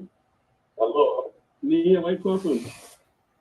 I'm Joseph Peter from where? Martian. Okay, welcome. Let's hear you. 1 minute, no time. Yeah, okay. It is very regrettable for those who have spoken, especially from America, to make a sad mistake. You say it's regrettable? It's regrettable and sad. Wow. What made that regrettable? Yeah, I mean that I'm very sorry the way you spoke against the president. Okay. Every development that caused conversion within Nigeria, President is something because are responsible. No. They should not hold anybody responsible. So we are not wanting to take that over continue. We did the test. Okay. You start voting for me 3 different occasions before you could have been president in this country. They not let the crown people. Okay. Even the kids that are referring to let the door our children, they were doing everything to you. When the effort intervene and start the kids that you want the kids. By right now, you are paid the money to question, not just their government. All right. So please, you are listening? We're getting you. Okay. So the federal has spoken before my speaking is quite right. All right. Thank you. Let's pick up another person. Let's pick up another person, please. No time. This person, good evening. Thank you.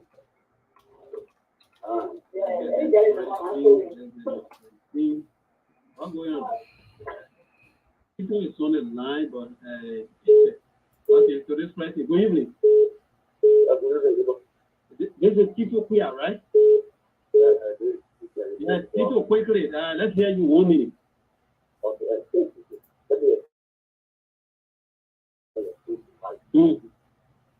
Also, I know that I've looked at the dollar in today that they have so line not just apply. You mean Mr. Gibson is now pushing the interest of Nigeria? The interest of their first. So the president they let to start this again. Okay. That is different.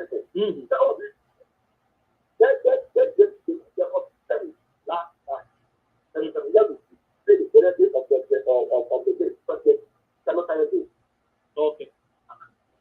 What is the last? So what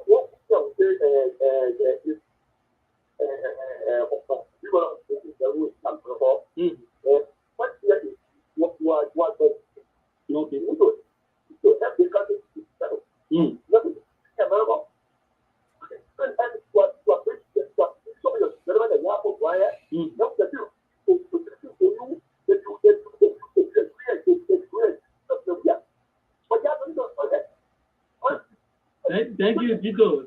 Tito, thank you so much. No time. We can pick up a call or two. Then we'll get back to the United States. Good evening. Hello? Nia, where you come from?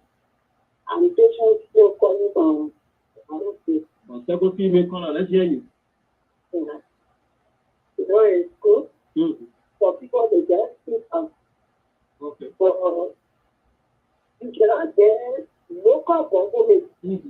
They can president to do everything. Local country. Senator Johnson. You know about the Senegal College is there. Yeah. The representative who is for senator also now, Jeremiah Fu. The bill is the second largest in the hospital in the country. Sure. So what have our people done? Okay. Are they not there receiving development funds? The only one we have to meet the marshal and can't pay over here. Yes, don't start things because you have the power or the time to talk.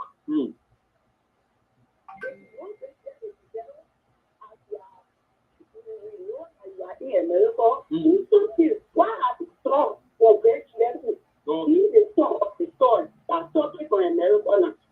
That is the one that is a shock to people. Thank you, man.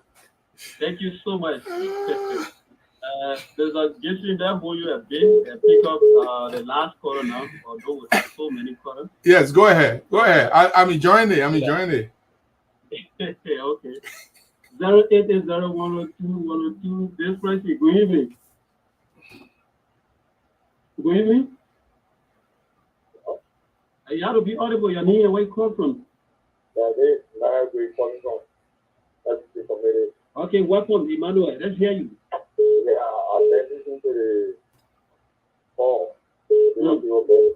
Make your point. The new point is next year Korea have not done nothing for Nigeria. Any just under the common thing is very common. Yeah, quickly. The solar panel today in the street. Oh, the solar panel in the street. Yeah, it was done by just man over here. Okay. And the other thing that is doing now, I think that the new hospital was created. The new hospital. Yeah. Okay. I worked there. I worked there. Okay. So far, what we are doing about how they call it, the State President do. Yeah, the State President do have the more first one of case. So we're not doing nothing to first or to get the money. Okay. Yeah, let's go back to Weah. Yeah. Yes, you are there. That case was going on. No one talked nothing about it. Okay.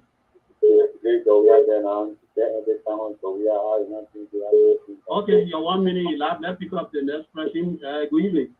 Good evening to you. Where you come from? You said live, Puni? Okay, live, welcome. Let's hear you.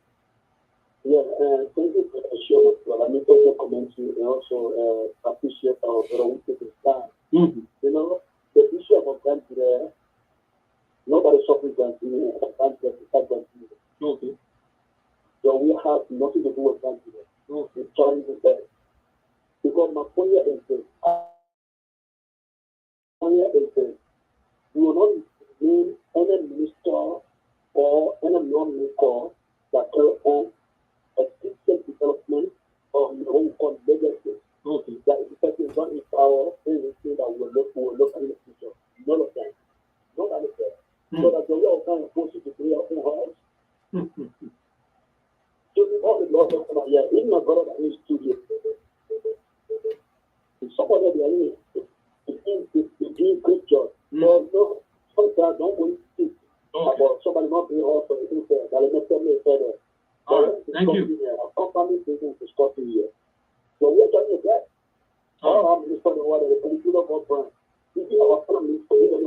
I'll hold you there. Pick up another question. Your time has elapsed. This question, good evening. Me and where you come from? My name is Serenius, and I call you from Sandra Road. Sandra Road community, my brother. I play school, you know. Okay, let's hear you quickly. 1 minute. No time.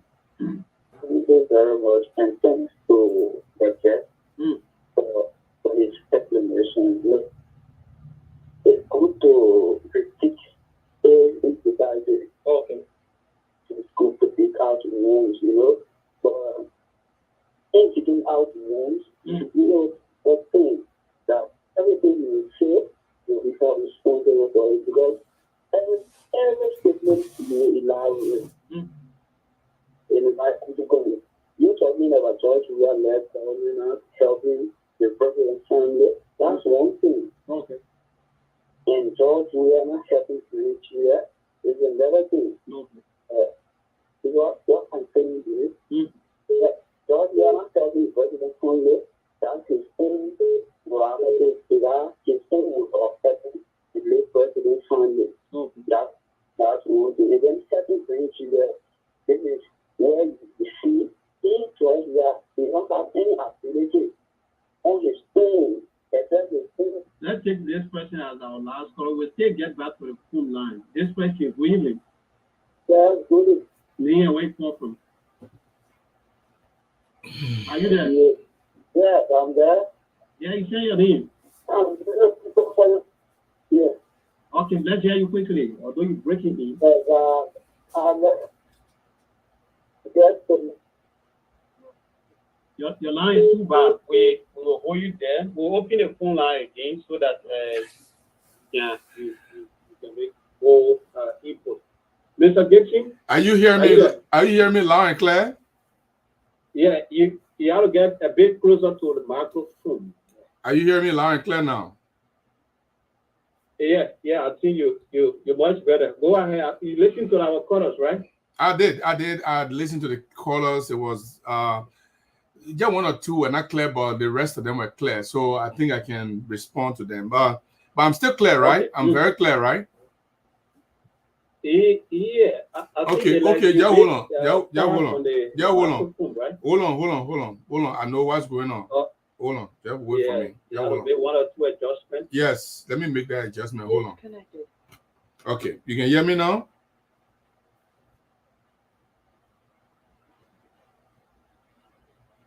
You can hear me now? Yeah, your voice better. Go ahead. Okay. Good. All right. First of all, let me tell those of you who call in, thank you very much for calling in and telling me your mind.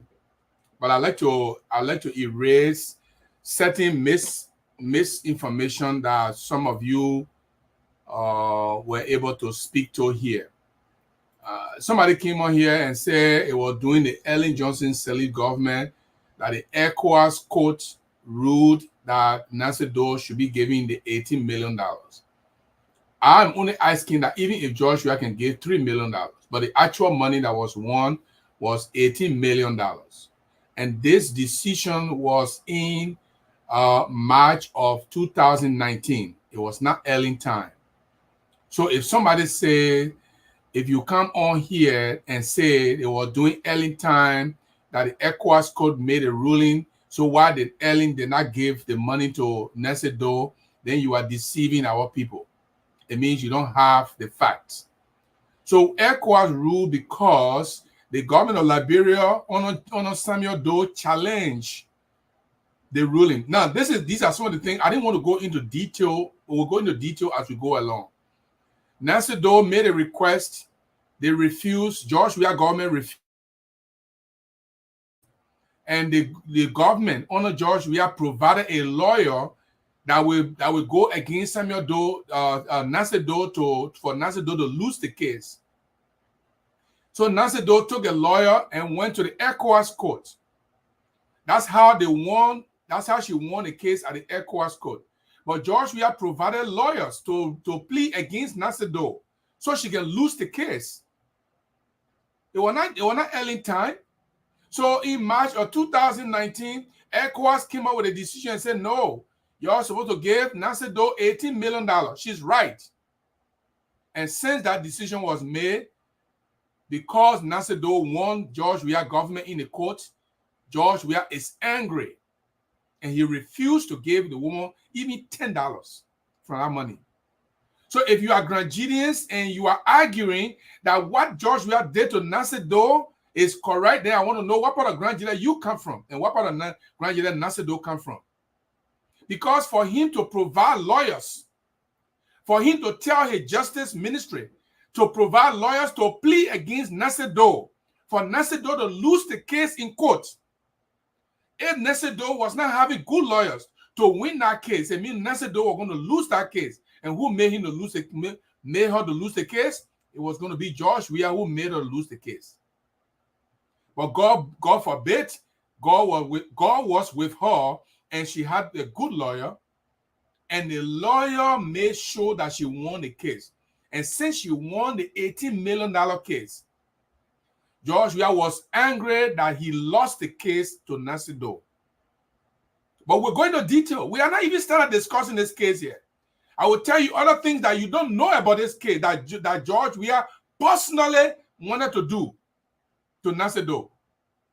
And those of you who know Nasser Doe, go and ask her and hear from her what George Weah told her about this case.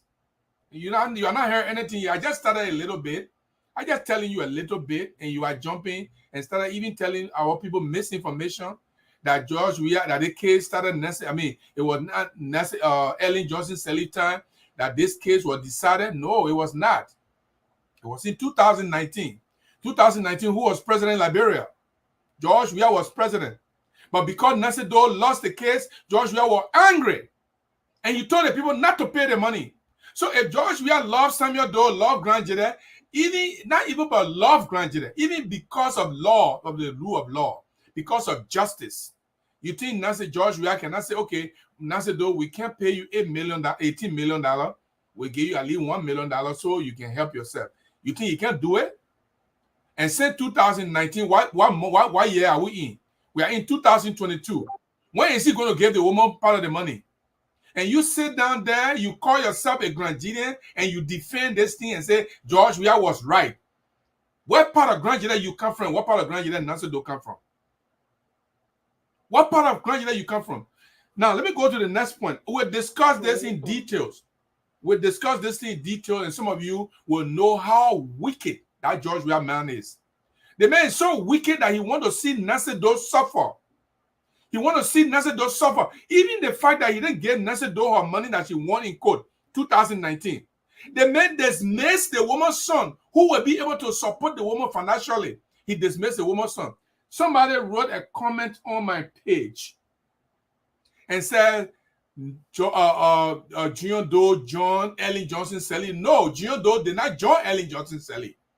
Listen, the woman who we say hated Grand Jury, the woman who we say hated Samuel Doe, the woman who we say hated everything about Crown people, this woman invited Samuel Doe Jr. to come to Liberia and say, my son, what happened between you and your father is not about you. I will give you a job. You are qualified. And the woman gave, Ellen Johnson Sirleaf gave job to Samuel Doe Jr. Even though we hate Ellen Johnson Sirleaf, me personally, I hate the guts that she walk on. I hate the ground she on. But this woman, she was not like George Weah. She called Samuel Doe Jr. and said, son, come. I don't like your father. Maybe your father must have differences, but I will give you a job because you are qualified. And the woman gave Nancy Doe Jr., son Junior Doe, a job at the National Port Authority. That job that Ellen Johnson Sirleaf, the person we call our enemy, the job she gave Samuel Doe Jr., that the job George Weah that we love took away from Junior Doe. And treat them that they should die. How can you people, what part of Grand Jury you come from? What part of Grand Jury you live? What kind of crown person are you that you see something is wrong and you defend it? We'll talk about that more and more. But somebody said, what have I done? Jesus Christ. Anyone who asks Gibson Jerry, what have you done? Then something must be wrong with you. I'm not here to beat my own horn. I'm not here to beat my own horn. I have tried my best to do something. The fact that some of you do not know does not mean I've done nothing. But I'm not here for myself. I'm not here to ask you to vote me for being representative. I'm not here to vote me to ask you to vote me to be senator. I'm already aware that you don't like people from America. So I'm not coming to you to tell you to vote for me because I want to be representative. I don't come to you because I want to be senator. No, that's not what I want. The day I want it, I will tell you at the time I want it. And I will come to you to tell you why I want it and what I want to do with it. But for now, I want the people of Grand Jury to now vote with their nose. We have been voting with our nose. Long time beyond George Weah. And somebody say George Weah had done something for Grand Jury.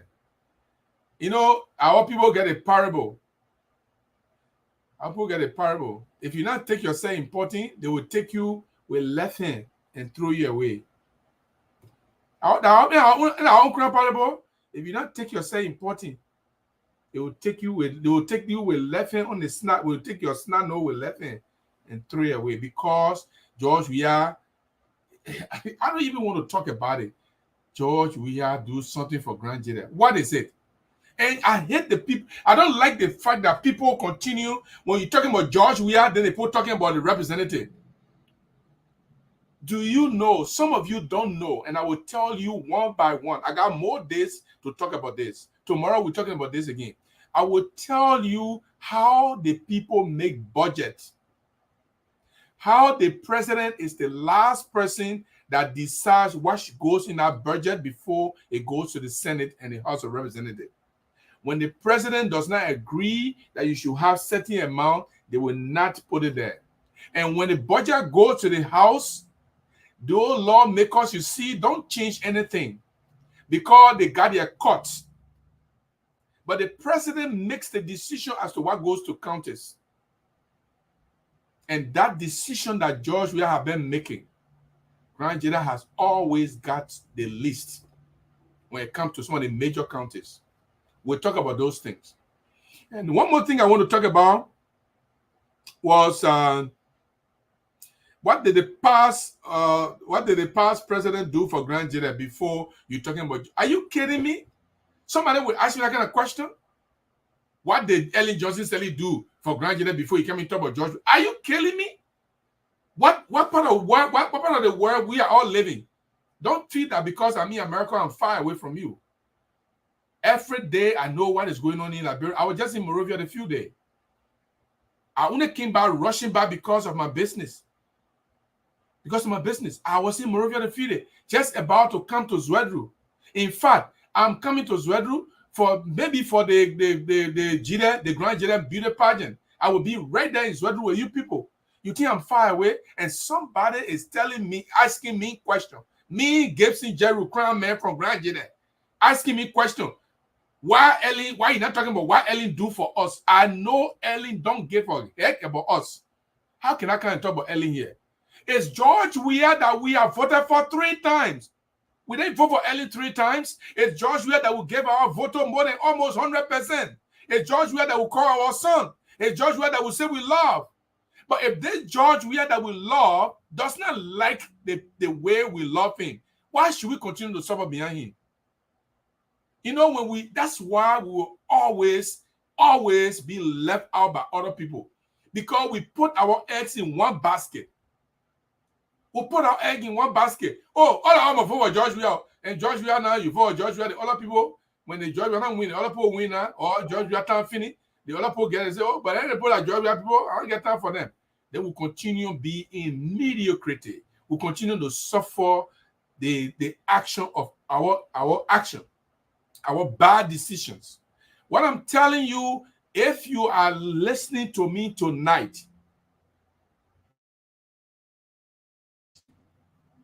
I believe that George Weah is not the best person for us to vote for. The best person for us to vote for is Councillor Tiawan Gongloe. I will tell you tomorrow, I will spend all my time tomorrow, most of my time tomorrow, telling you why Councillor Gongloe is the best man.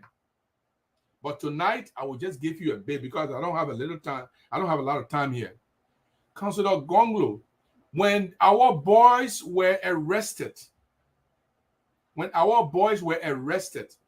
there were 33 of them. They were arrested from some of them from their homes, from the street. They arrested them all over the place. If you ask people in America, I raised the alarm. I gave Sinjeru. I stood up to it. I started writing. I wrote the United Nations. I wrote the U.S. State Department. I wrote the UN Human Rights Commission, asking the Human Rights Commission to investigate Ellen Johnson Sirleaf. They wrote me back and said, we agree, the issues you raised are good, but you are in America. The people you are talking about, they are in Liberia. If you can go and they can sign a statement and authorize you to speak on their behalf, we will investigate. I couldn't come to Liberia because at the time I'm afraid. Before Ellen grabbed me and killed me. Because I was writing all over. I even wrote Nobel Peace Prize and asked the Nobel Peace Prize to withdraw the Nobel Peace Prize because Ellen is a wicked person. I wrote 10 points, 10 reasons why Ellen Johnson Sirleaf should, the Nobel Peace Prize should be withdrawn for Ellen Johnson Sirleaf. And they replied to me. They said, we are sorry that we cannot do it because we have not done that before. We have not given a prize and withdrawn it before. So I was happy that they even responded to me. I was happy that the United Nations Human Rights Commission responded to me.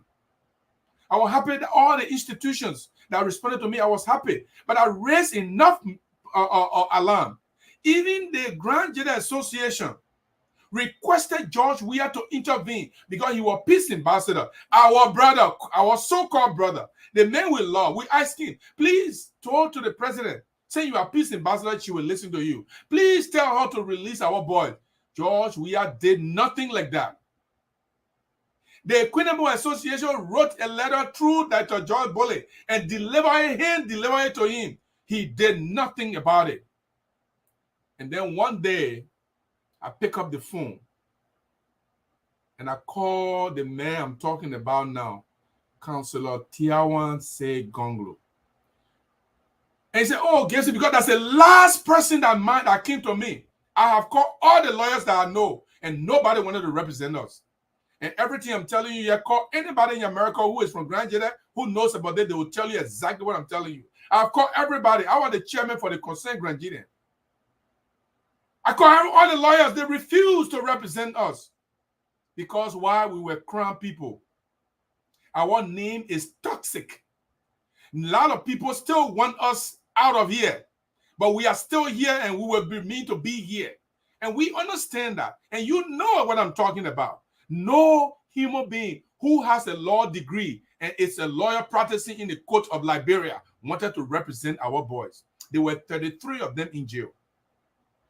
And the last person that came to my mind was Councillor Gongloe. And I called him that afternoon.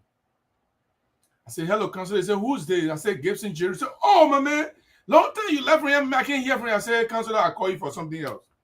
He said, what is it? I said, our boys are in jail. He said, oh, I know about that. What they are doing today is very terrible. They are abusing their right. They keep the people in jail, no charges. No, they are saying, Councillor, exactly the reason I'm asking you. I want you to represent these boys. He said, I will do it. Just like that. He said, I will do it. Then I asked him the question that blew me away. I asked him a question. When he responded, I was blown away. I said, Councillor, how much? Because we're collecting money.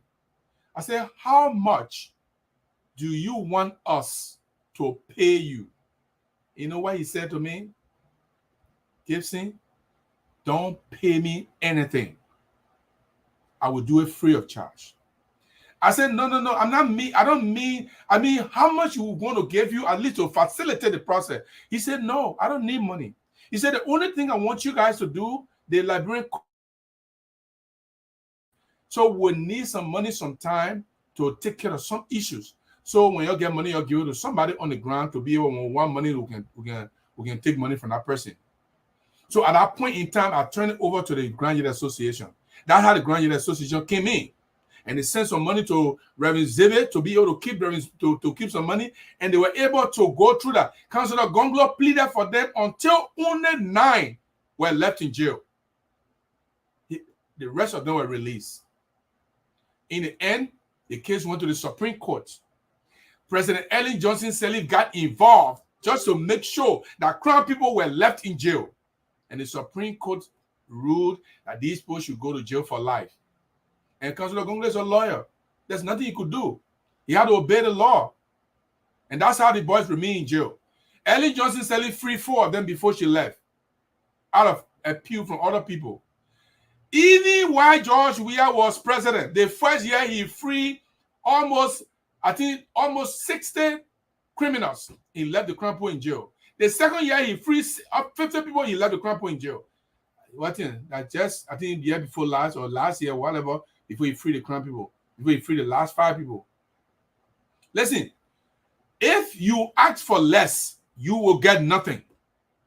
We should always try to ask for more because we deserve more. And if you think Councillor Gongloe, what he did to represent the only lawyer who agreed to represent your children, all these boys that were in jail, to make sure today that they maintain their life, that they are still alive and able to come to their wife and children, that they were able to come to you, the relatives. That's Councillor Gongloe effort made them to be alive today. If you think it's not enough, and you think George Weah had done something before you voted for him, then put it against Councillor Gongloe and tell me who did something for you. At this point, we're going to stop here tonight. I'm going to read a few comments here from the America area. I didn't take any call from America today. I will do that another time.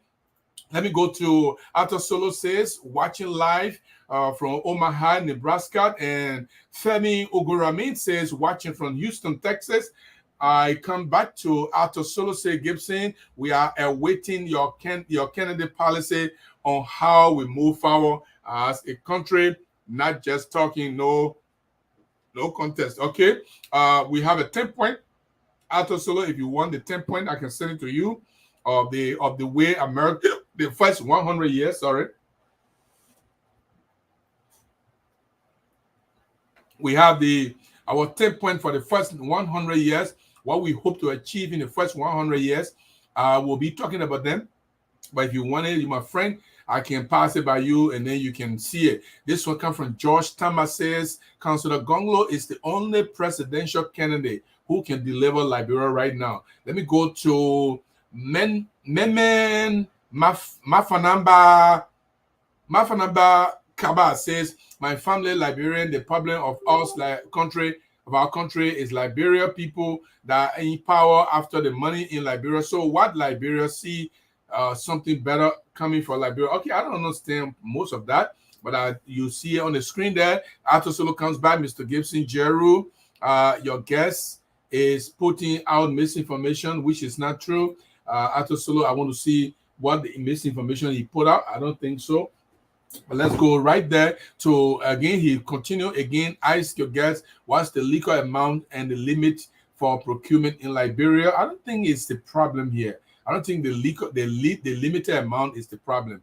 Let me go to this one. After so continue, Mr. Jeru, please let me know when you open the line because I have questions for your guest. Tomorrow I'll open the line. Let me go back here and says he continue. When did the president take money for map up exercise? Well, what he said, probably you don't understand, is that if a $25 million, the people don't do map out like that. You pass the system in through the banking system, and the banking system will take record. But if you take $25 million and call people from industry and say, I'll give you all the money, go and put in the system, go and put in, you take people money exchange, or some of them, we couldn't identify them. It's the most notorious way to do it. In that case, the guest was saying President George Weah should not have done that. That's what he was trying to say. Let me go to Sylvester Weah says, I am watching from United Arab Emirates, Dubai. Councillor Gongloe is the best candidate of all. And Femi Ungurami say, well said and articulated, our dear guest. And this one's come from Peter, Liberian, during the Civil War. Peter, I want you to tell me how you help people. I was in Ivory Coast on the refugee camp. I was in Ghana in the refugees camp. I traveled to Guinea in the refugees camp in Zerikore. My big brother George was living in Zerikore. Tell me which refugee camp George Weah went and gave money. And let me test your honesty. I want any of you listening to me today to tell me when did George Weah go to refugee camp and give money to Crown people or to give to Liberia. I want you to tell me that. Because Joshua instead continued to say that I don't know which refugee camp he went to. I was in Ghana. I was in Ivory Coast. I went to Guinea. So Nigeria, I traveled to Nigeria, but I was not living there. Tell me which refugee camp Joshua went to and gave Liberian people money and how much did he give? You people should stop lying about George Weah. You should stop lying about George Weah. But I challenge you, George, Peter White, and anyone who is listening to me. Tell me which refugee camp George Weah went to. And tell me what year did he go there? I know George Weah went to refugee camp and people are behind him. Well, if he got people behind you, if he buy food, people will eat food. But what did he do? Did he buy clothes for the people? Did he buy food for the people to eat in their homes? Did he provide money for them? How did he help the people? I want to know that. And there's no evidence of that. And Peter West said, Brother Gibson, Jeru, George Weah, had helped many Liberians in and out of Liberia. I don't know what you mean by that, but I can't put my neck to that. And this one is, let me see. Peter White continues. He said, Brother Gibson, that tells you George Weah is good leader. Why make George Weah a good leader? I don't know what I said that make George Weah a good leader. as far as I'm concerned here, I never praised George Weah here, but I don't know what you mean. But I want you to tell me what is that. This one's coming from Sebastian Weah. Say he is the president for all Liberians. People say what they say because of politics, but after election, all come together to build Liberia.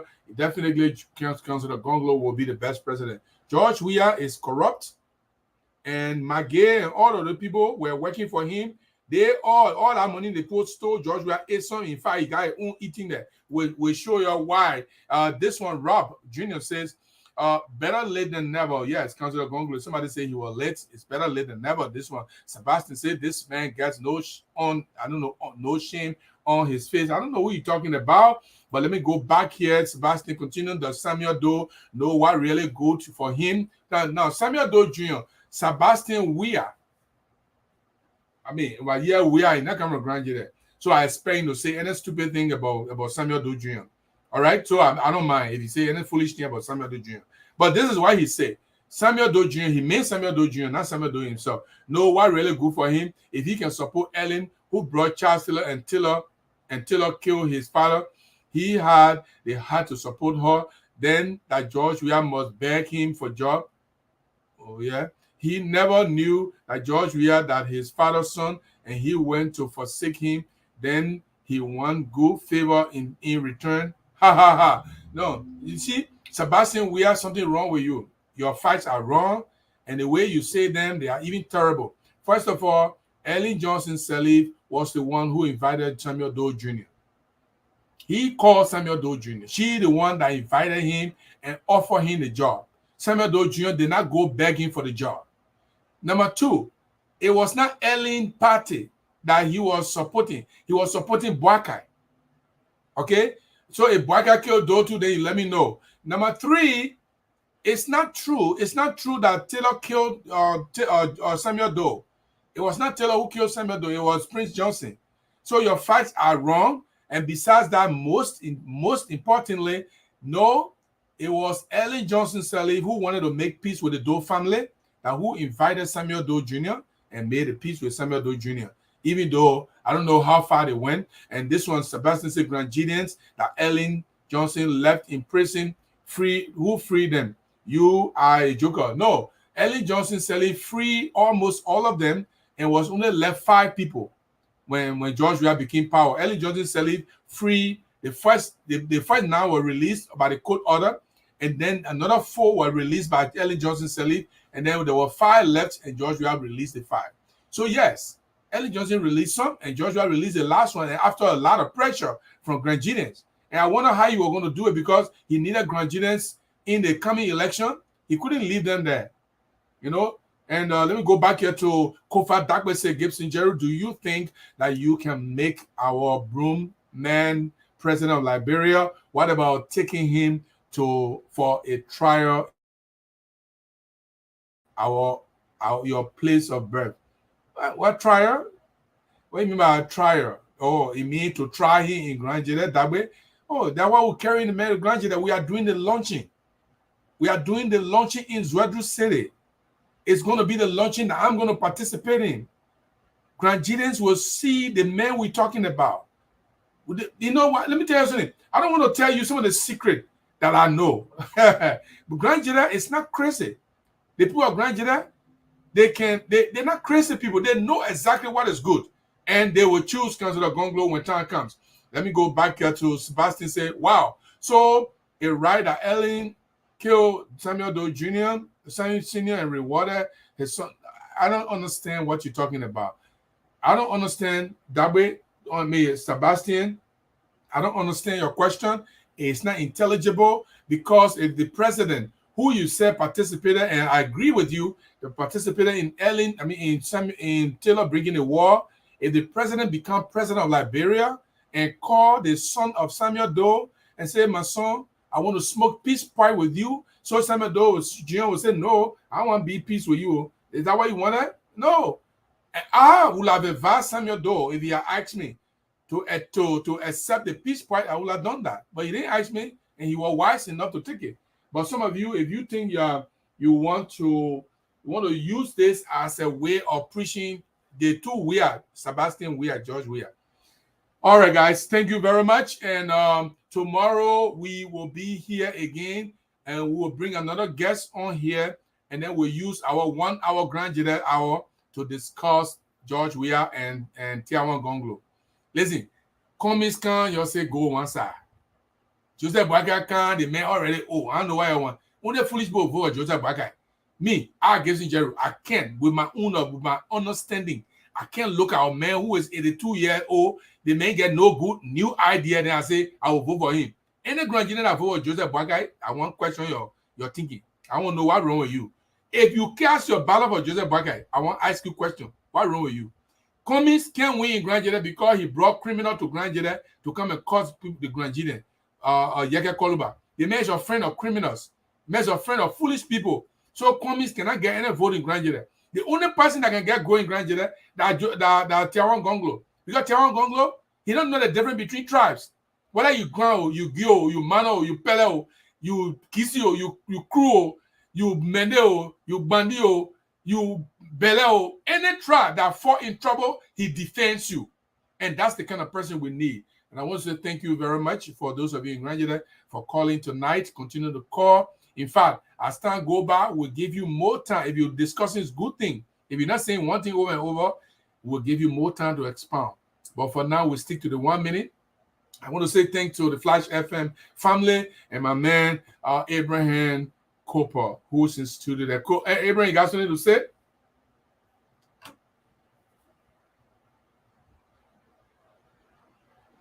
When we get ample time so that our color can be able to make our own input. All right, thank you very much. And that's how we're going to end up in Grand Jury right now. And for those of you in America, follow me.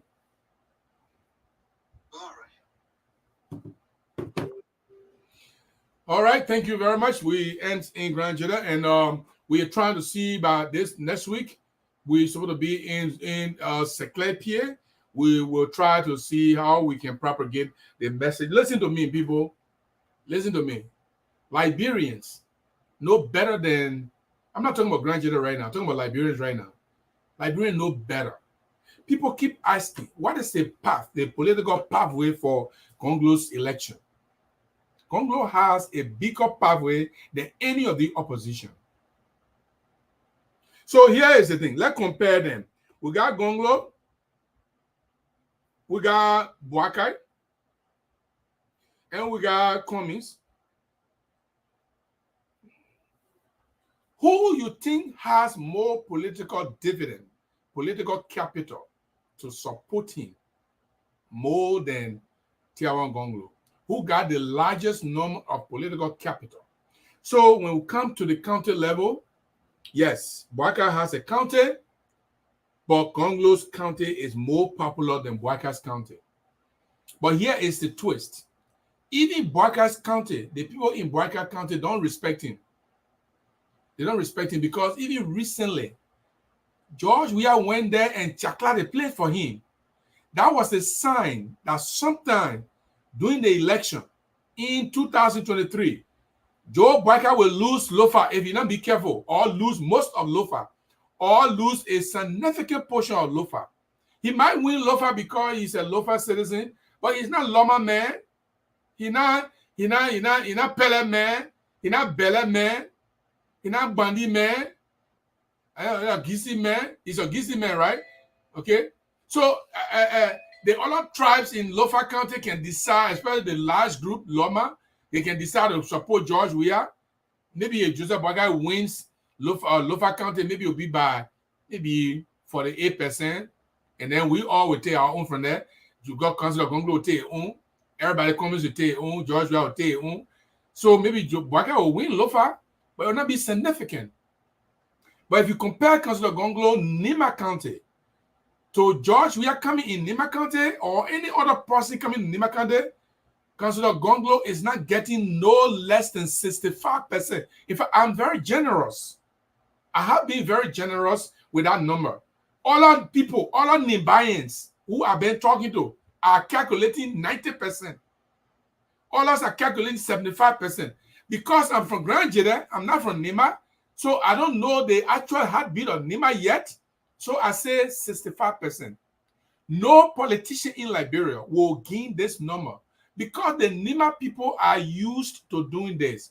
They believe that when their son is in a race, they gave it all to their son. When the son of Nima is in a race, they gave it all to their son. I gave you an example. Joseph Koto, Dr. Joseph Koto, the man left Nima as a young man, went to America, got a PhD. When he wanted to be president of Liberia, he flew down to Liberia. All the other counties, he got no vote. But in Nima County, the man got 73%. Somebody who had left Nima years. So the Nima people respect their own.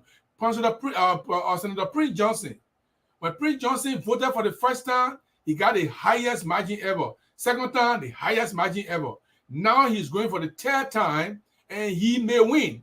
And one thing I told the people in Cllr the other day, on the Cllr radio, on the radio station in Cllr, this is what I said.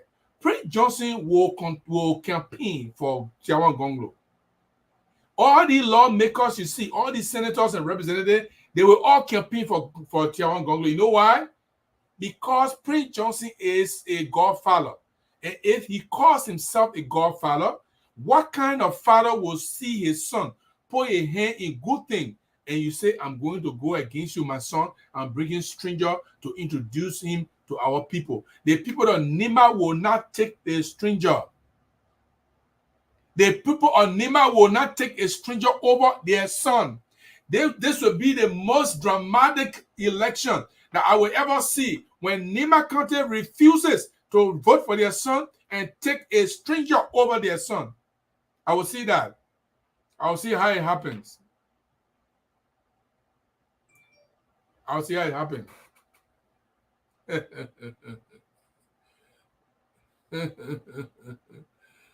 I'll see how it happens. So somebody send me a message.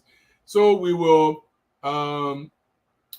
stop here tonight. Tomorrow we continue, and it's about 6:31. I've been here almost 3 hours now. I don't care. I've been here almost 3 hours. I started at 4 o'clock, and it's 6:31. Almost 4 o'clock now, 4 hours now. So I want to say thank you for joining me, and we will bring more guests. As time go by, we'll have permanent guests that will come here with dissect the issues. We brought on Mr. Joe Batua today. He's one of our erudite editors, very, very, very, very smart gentleman, a man with very, very astute education, and he was here today. He's also a Gongloeist, and all of you who are in Gongloe world, the global Gongloe movement, we want you to participate in this. We'll be inviting you, and please make it your business to participate. Grand Jeda, I'll see you tomorrow. We got 1 hour tomorrow for Grand Jeda, and we'll go to Grand Jeda to discuss the issues. Sebastian, Dagbe, Ato Solo, Rob, all of you, thank you for your comments. I want to say bye-bye, but let me leave you with a song. I can't leave you without a song. Let me play this song for you. Thank you, thank you, thank you.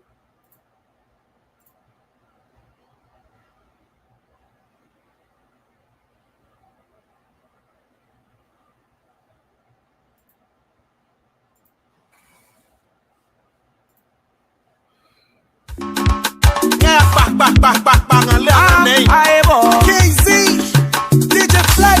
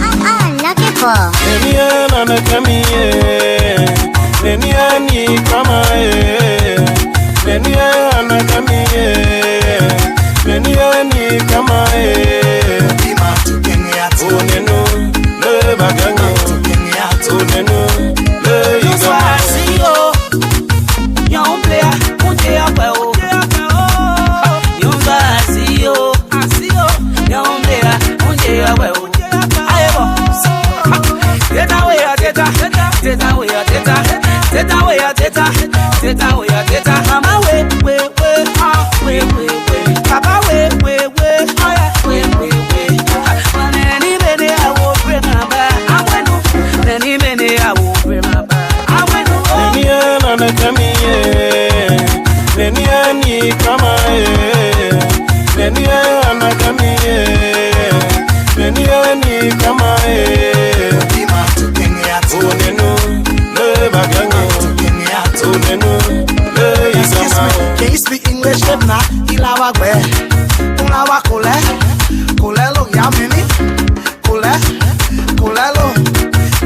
your mama. I don't want no drama. Because the people not bring my heart. I know you can face it, so teta with my teta. Because they not play high, see. Tita don't innate you. Right on the Malaya. I was standing asking people, Ada, tell me if I die. Ada, tell me if I die. I Chris, I met you right, yeah.